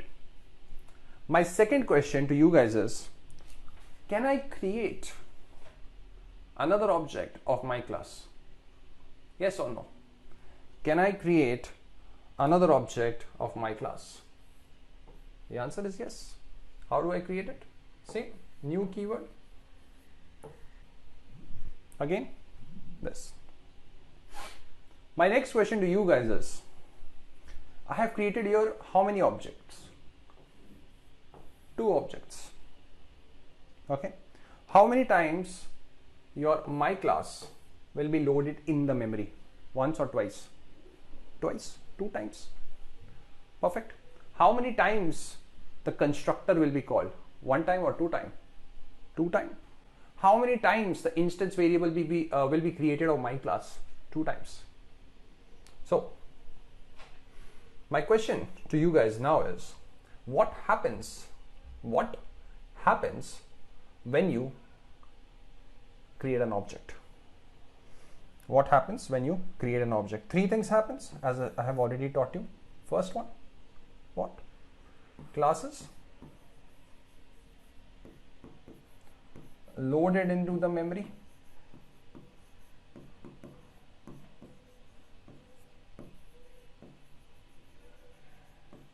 Next, instance variable your instance variable are created in which memory? Yes, in your which memory? Heap memory. Now, remember one thing, though I have spoken about it, but still remember, any variable, any memory allocation that is going to happen in the heap now, it is going to be initialized with a default value. So all the instance variables, or let's say when the object comes, they are all initialized with a default value. Okay, the default value is there. All the variables that you create in the heap memory, that is your instance variable, they all will be created with the default value. I hope this question is or this part is, I hope this part is clear to everyone. My next question is, I want to know how does a constructor looks. Okay, my next question to you guys is,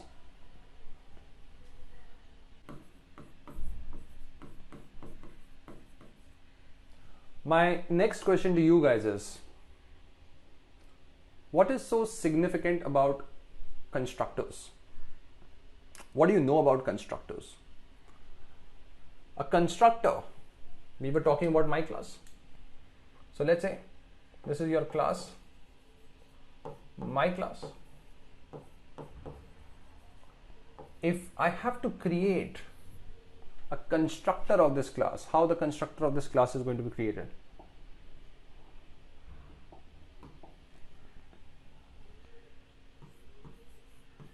My class,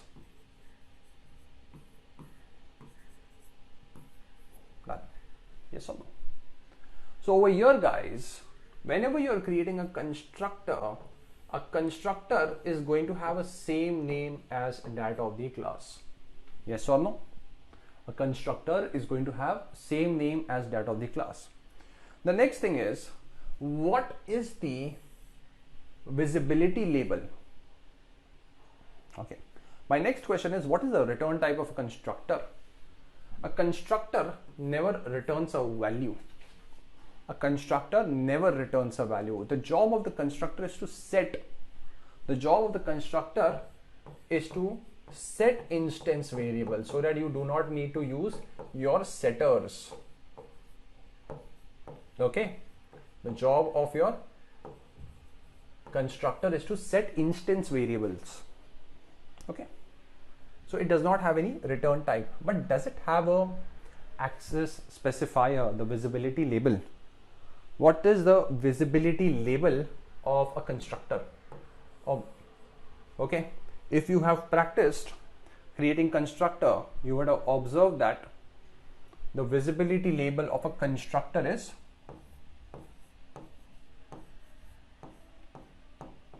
public. Public, my class, and the whole constructor comes into picture. Make a note of it. That a constructor, here I have said 3 points.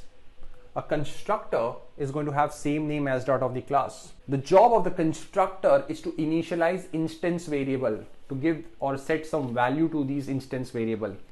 Constructor does not return a value, so you don't really have to set a return type. Okay, and the visibility label of a constructor is public. Yes, this is what you have learned till now. But one more thing, does it look like a method? Let's say my class has a function called x, right? X is also a function. It is going to have a return type void, and I say public, right? So I have a method x inside my class which does something, whatever it's going to do, it doesn't really matter, but it has a return type called void, and the visibility label is private. Can you have, my next question to you guys is, can you have private methods inside a class? Yes or no? Can you have private methods? If I want to make this method private, can I do it? Yes. I can have private method inside the class. Now, very important point. I want everyone's attention over here. Your my class has a constructor. A constructor is a method. It's a method, and this method gets called when the object is created. When the object is created, this my class constructor is going to be called. Okay, but the visibility label of your constructor is public. Interview question: can you make the constructor as private? Can I do it? The question is this: can you make a constructor private? Yes. If I could have been able to do this to this particular function, I was able to make my method x as private, then friends, I should have the same right for the constructor also, because constructor is also a method na. The only thing is that this method is getting called during your object creation. So yes, a constructor can be a private constructor, and make a very important note of it: you can create private constructors of class. I hope this part is clear to everyone, that yes, you can have private constructors of a class. You can have. But what is the nature of private? If I'm making anything, any variable, any method as private, can I access it in other classes? Let's say this is your runner class. Okay. And over here, can I call, this is your my class, C is equal to new my class. Just for people thinking this is your main method. Okay. So this is what is going to happen. An object is getting created. Class is going to be loaded into the memory. Constructor is going to be called. But wait. Can a constructor be called outside the class if it's a private constructor?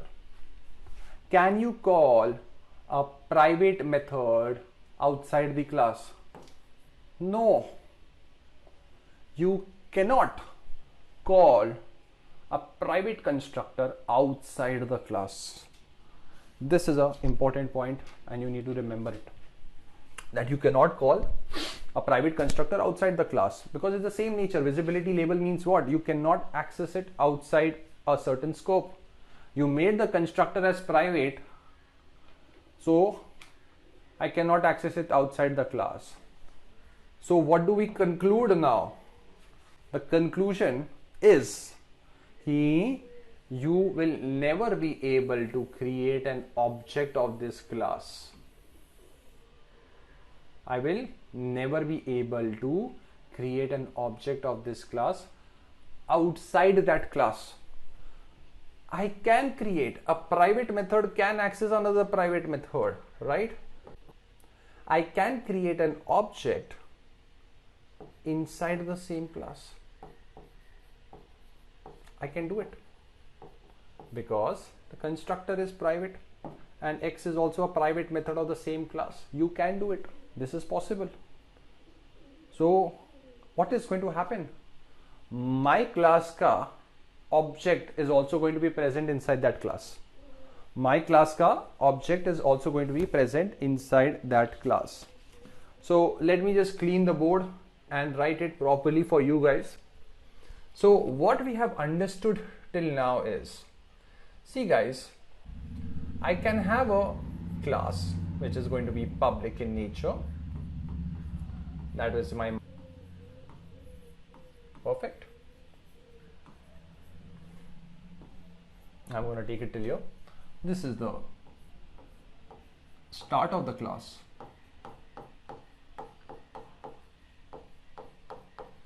And this is the end of the class. The thing is, I can also have a private constructor which I can create over here. So I can just write over here private my class.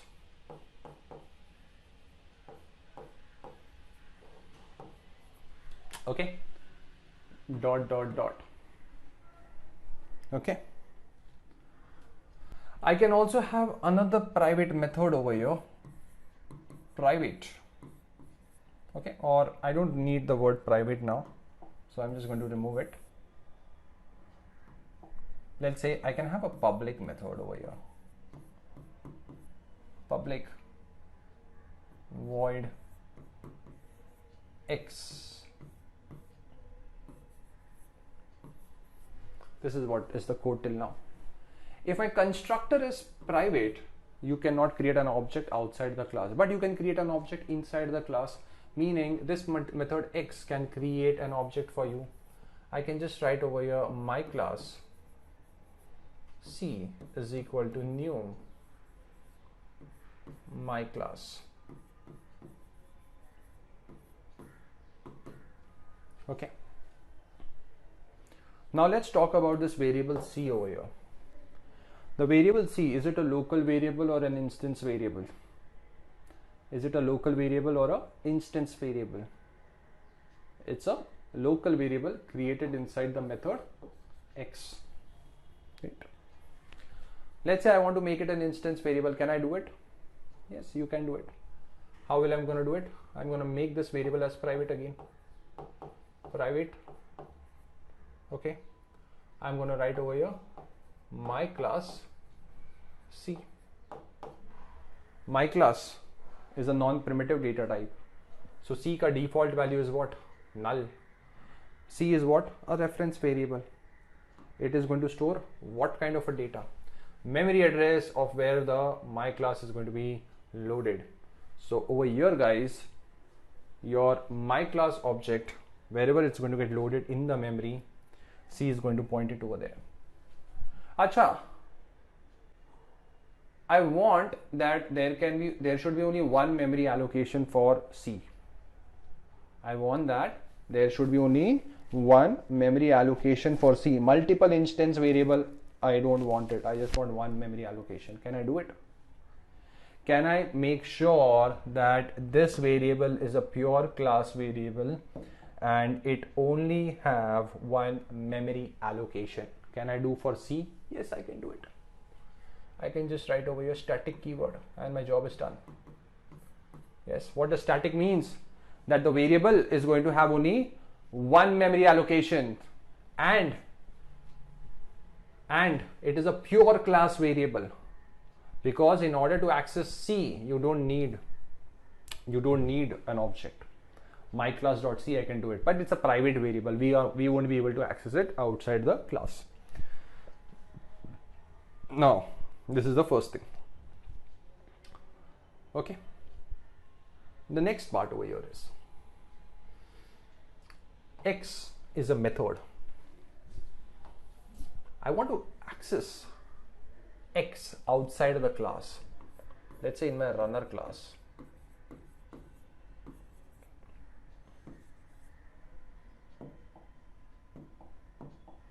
This is my main method. Over here, what I want is, I want to access X. But X is what? Okay, it's a member function of class, my class. You know?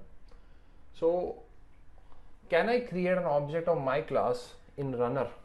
नहीं ना, वो तो नहीं कर सकते because it's a private constructor.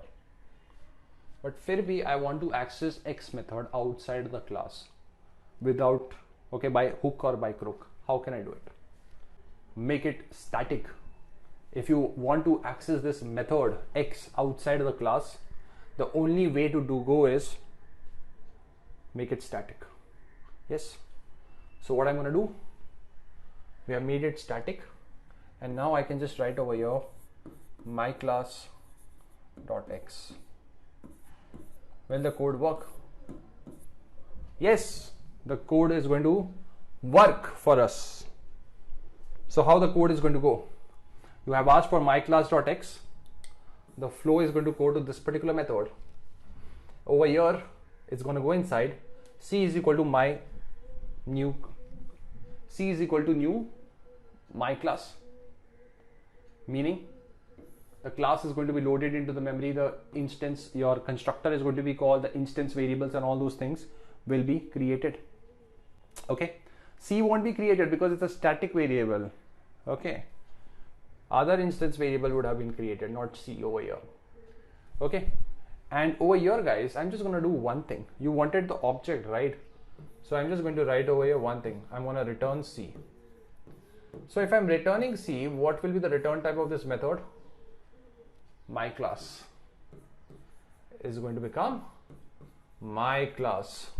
So X is equal to my class, Y, and here my class is eventually returning you the object memory location, which you can just play around and you can perform all those things. Okay, this is the structure. 95% of the structure is created, only 5% is missing, only 5% is remaining. So quick revision, what has happened over here? Public class my class, I have created a class, okay, called my class, and over here guys it has a private static my class C variable. Meaning, why it is static? So that I don't want it to be an instance variable. Okay, the next one is the constructor is private. Since the constructor is private, the constructor cannot, you cannot create an object outside the class. I cannot create an object of my class outside the class, but it has given me the privilege to create it inside the class. Okay, so any function or any method inside the class can create your object of my class. So over here I have written C is equal to my class. Why C is static? Because I want only one memory allocation. I don't want multiple memory allocation. Okay, and then I'm returning C. So if I'm returning C over here, the return type of this method is going to be my class, and this method is going to be a static method so that I can access this method without creating an object. And all you need to do is you just need to take the name of the class dot the method name. Okay, this is the 95% of the code. So I hope you have understood till here what all things has happened. Just to sum it up for you guys, now remember this point throughout your life. If someone asks you singleton class, you should be able to say all these points now. A singleton class is a class which is going to have private constructor. Part 1. If the constructor is private, you cannot call or you cannot create an object outside the class, but I can create object inside the same class. Second, here we are going to create a reference variable of the same class, right? We are going to create the reference variable of the same class. So inside the class, I have created that private, I have created the private static my class C. That variable that I created was the reference variable of the same class, and it's static. Why did I create static? Singleton, you just want only one memory allocation. Okay, that's why. Lastly, you are going to have one public method. Now you can give any name. I gave the name as X. Whatever you wish to call, you can call it get instance, get object, doesn't really matter. So I'm going to create a public method called X method, which is going to be what kind of a method? Static method. And this method is going to return me what? The reference, okay, of the class. Is this part clear to everyone? These three are the key points that you need to remember. Make a note of it. Okay, there is one small thing that we have to fix now. That is a 5% of the code. For that, let's try to see what happens in the memory when you write this code. Okay, let's go to Eclipse. Alright guys, so now is the time to create our Singleton class or follow the Singleton design pattern over here. So let's see how to do that part. I've already created a package over here which is an empty package called com.singleton. You can give any name. I just kept it over here so that when I'm going to share this Git repository with you guys, you can just understand what exactly the class or the package is all about. So I'm going to create a new class over here and I'm going to call this as my Singleton class. You can give any name. I've just decided to go with my Singleton class. Click on finish. Okay. So the thing is, how do you create a Singleton class over here, guys? Only three things are there. Just observe carefully. You just need to make sure that these three things are there in your program. So the first thing is you are going to create a class variable of the same type. What does it mean? What is a class variable? Static variable. So just write over here private static. The type is going to be of my Singleton class only. This is going to be my data type and just give a reference over here. I'm going to call this S. This is the first thing that you want to do. Next one. The second thing that you're going to do is you're going to make a private constructor. So just go ahead and make a private constructor. What is a constructor? A constructor is a method which has the same name as that of the class. Done. Two things are done. One thing is remaining. You're going to create a public method.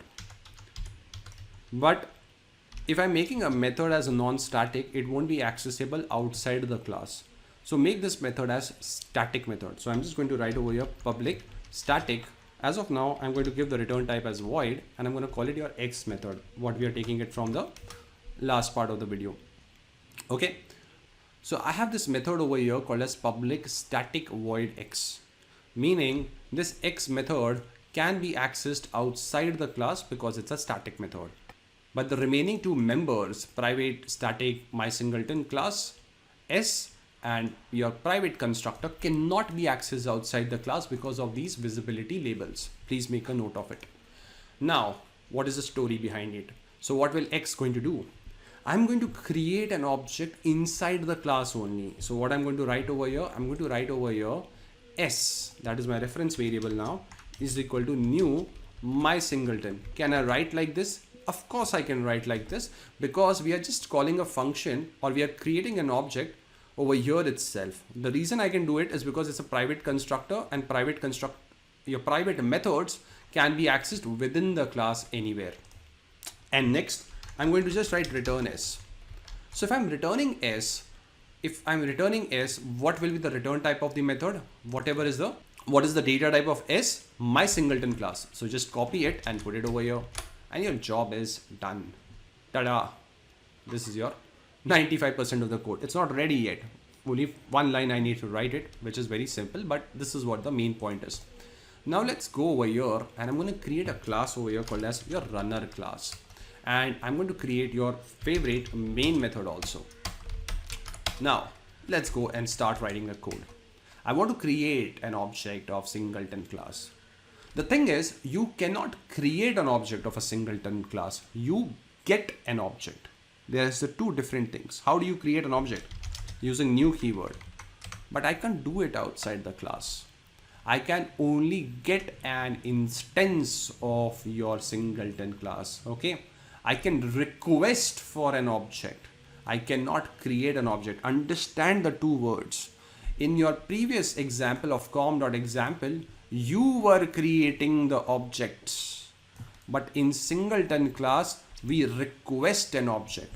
How do I request an object? Your X method is creating that object and it's going to return us that. Your X method is creating an object, right? So I can only access the method X. How? I'm going to create a reference of my Singleton class D1 is equal to, look carefully. I'm going to write over here my Singleton class only dot X method. So if you look carefully, X is returning me what kind of a data? If I go over here, what is the return type of X? My Singleton class. So the same thing your D1 is going to also, the D1 ka data type is going to be my singleton class. It's going to store some kind of a data of my singleton class. Now look carefully. I'm going to write over here system.out.println D1. Okay, and what is D1? Reference variable. It's going to point something, so it should technically print a memory address for us. That's what is happening over here. So let's go inside the memory once and see what is happening. Now guys, you all know how the program is going to get executed. It requires a starting point, and the starting point is definitely the main method. So when you right click and run as Java application, what is going to happen is Java is going to search for the main method. Main method is there. So what is going to happen now? Java is going to execute the main method. What is the meaning of execution? The main method is going to pop in inside the stack. So let's bring this method inside the stack. Here you go. Okay. Line number 5, there's nothing. So Java is going to directly jump to line number 6. What it sees at line number 6. My singleton class D1 is equal to my singleton class dot x. So over here guys, let's create a reference variable D1 first. One by one, just do it line by line. D1 is created over here. Because it's a local variable, right? It's going to be created inside the stack. You all know that stuff now. It's written over here, my singleton class dot x. So what is going to happen? Here guys, in your permagen section of your memory, the my singleton class gets loaded to check whether the syntactically the things are proper or not. And also x is a static method. Okay, once the class is loaded into the memory, what is going to happen is, let's go to this particular class for a moment. Here you will see that you have two variables, static variable my singleton class s and a static method called x. So in the main section over here guys, here your s variable will be created. Let's say this is your s variable. Okay, this is present over here, and s is what kind of a variable? It's created, it's a static variable.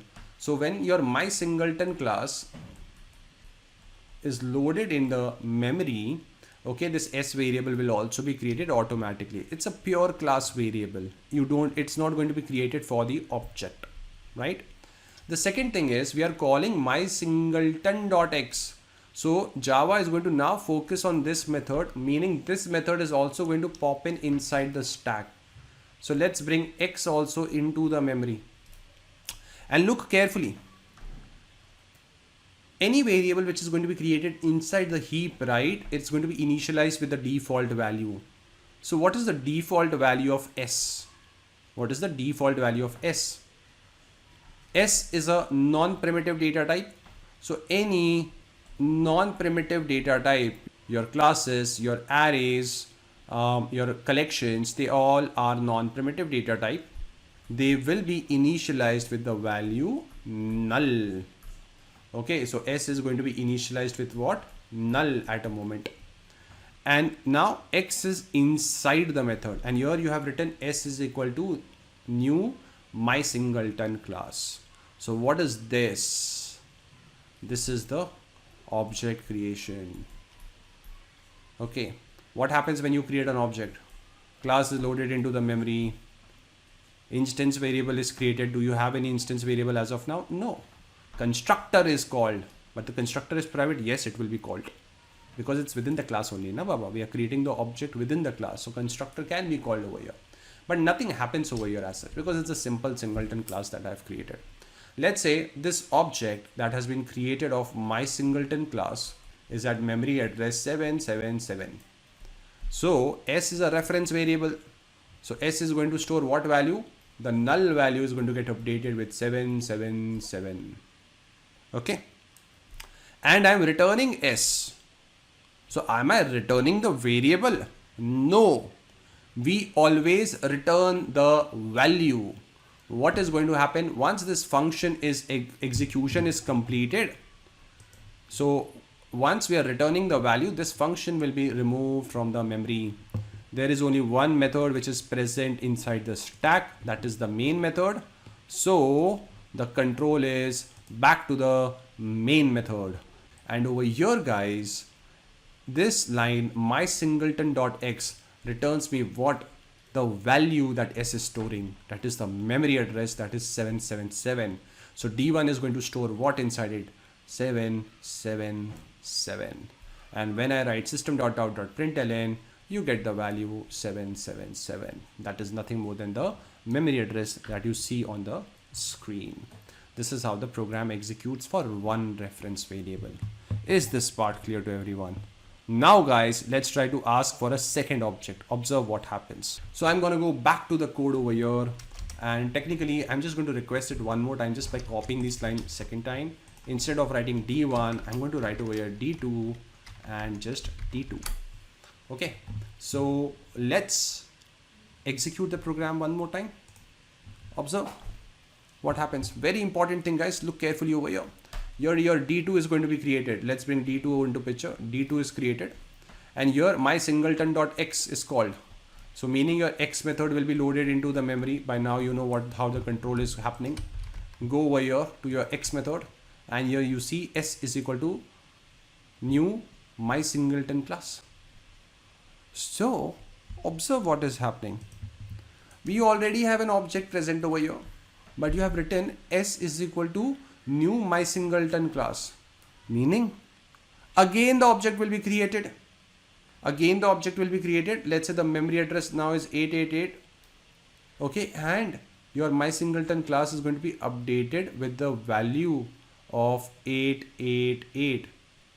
Your s variable will be updated with the value 888, and then we are returning s. So D2 is going to store what? 888. So if I run this piece of code now, observe what happens. If I run this piece of code, you get two different memory addresses. You get two different memory addresses over here. What does it mean? That there are multiple objects that will be created over here. But what is the thing with singleton class? One and only one object will be created. Okay. There can be only one and only one object of that singleton class. So how can I make sure that I only have one object? Very simple guys. Just go at line number 11 where the object is getting created, and you write over here if condition. If s is equal to null. What is the default value of s? Null. Meaning the object was never created in the first place. If s is equal to null, only then go ahead and create the object.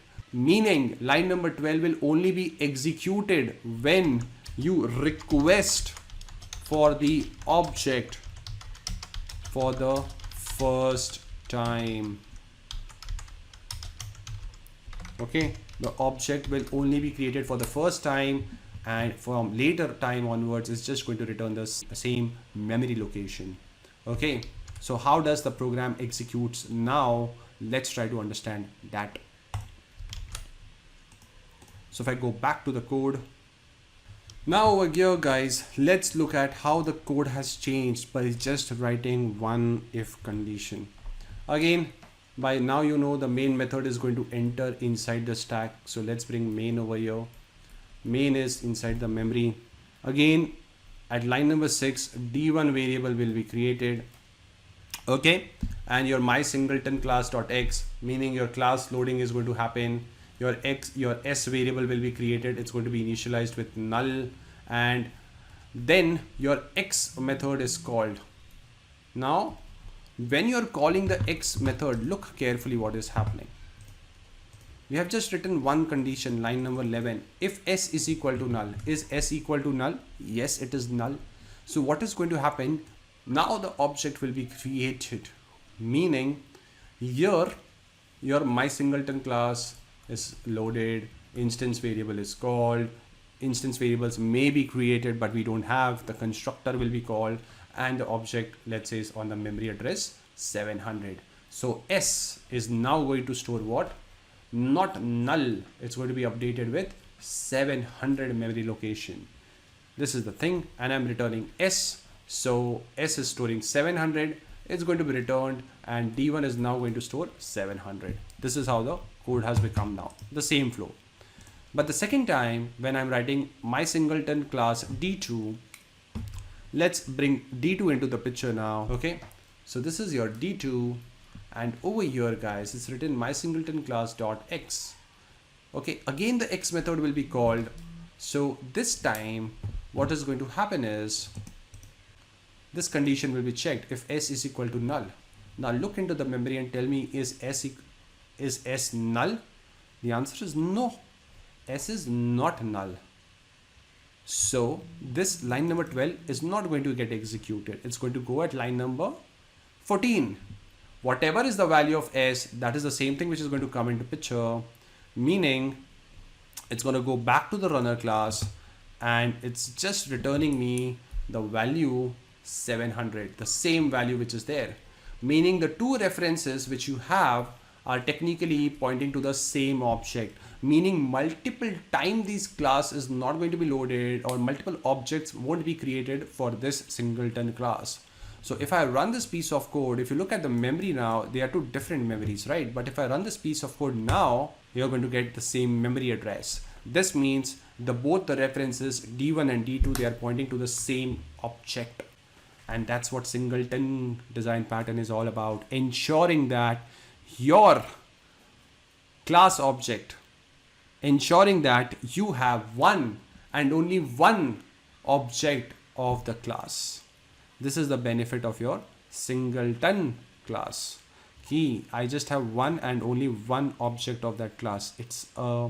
There cannot be more than one object of that class. Is this part clear to everyone? Now go ahead and try to create singleton class on your local machine. Okay. Now let's try to understand the advantages of singleton design pattern, where exactly you're going to use singleton design pattern or your singleton class in your automation framework, in your development code, and why do you have this kind of a design pattern. Alright guys, let's talk about the benefits of singleton pattern and where exactly is going to be the usage of singleton pattern in your development or in your automation project over here. So when we talk about the benefits of singleton pattern, the only benefit that we see over here is it is going to have one and only one object. That's all. But what it concludes, I mean, like what exactly it's offering now. If you look carefully, I will have a global access point for that instance. Because the method is public and static, the get instance method was public and static, I can access in any class. So if I want to access the instance of my singleton class, I can just access it in any class because the method was public and static. Also guys, since it just has only one object creation, the memory allocation is done only once. So memory efficiency wise, this singleton pattern is very useful. Okay, so over here guys, we can just control how many objects will get created. Okay, so the main benefit over here is just on the memory allocation, and it is going to provide us the global access point for that instance, which is a very important point because most of the time people know how to create a singleton class, but what happens is they don't understand what is the purpose it is solving for a code, for a project. Now let's try to understand the real world usage, where exactly you're going to use or you should be using singleton pattern. Most of you guys will be studying automation, right? So when you're creating an automation framework, you can use it into your logging framework. So if you're creating a logger, so a logger will be just created once in the memory, right? For when the application is running, you don't want that every test is going to have its own separate logger. That doesn't make sense, right? So over here, because logger is actually going to write only in one file, you're not going to have 10 different logging files. Okay, so we just want one file to be created, and every test needs to be writing their logs inside that one log file itself. For that, we're going to create a logger as a singleton pattern, okay, or a singleton class. The second over here is definitely in your multi-threading programming, or whenever you're trying to execute your parallel test. Obviously, when you're executing your, if you're running your test on parallel mode, meaning multiple tests are getting executed at the same time, multiple threads are coming over there. So over here guys, let's say I have let's go on this, the bad approach over here. So the thing over here is, let's say there are two tests, T1 and T2. they both are trying to connect to the database to maybe get the test data, or maybe to verify whether the record is added into the database, right? So over here, if we are not following the Singleton design pattern, what is going to happen is two objects might get created for your DB connection, which is a bad thing, because just like logger, you want all your tests to connect to the database, right? So why do you have multiple DB connections?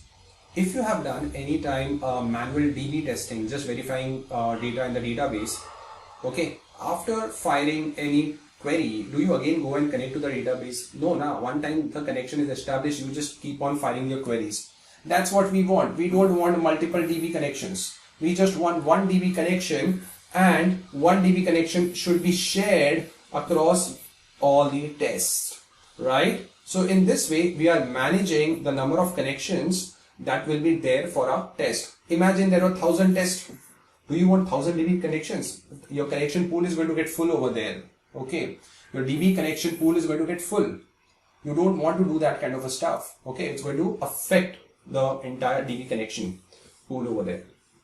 So I hope you have understood the entire theory and the usage of Singleton pattern now. What are its benefit? What are its usage? Where you're going to use it in your automation project, in your development project. And if you still have any questions, put it there in the comment section. I'll try my best to help you out. And thank you so much for watching this video. I'll see you guys in the next one. Take care, guys. Bye-bye.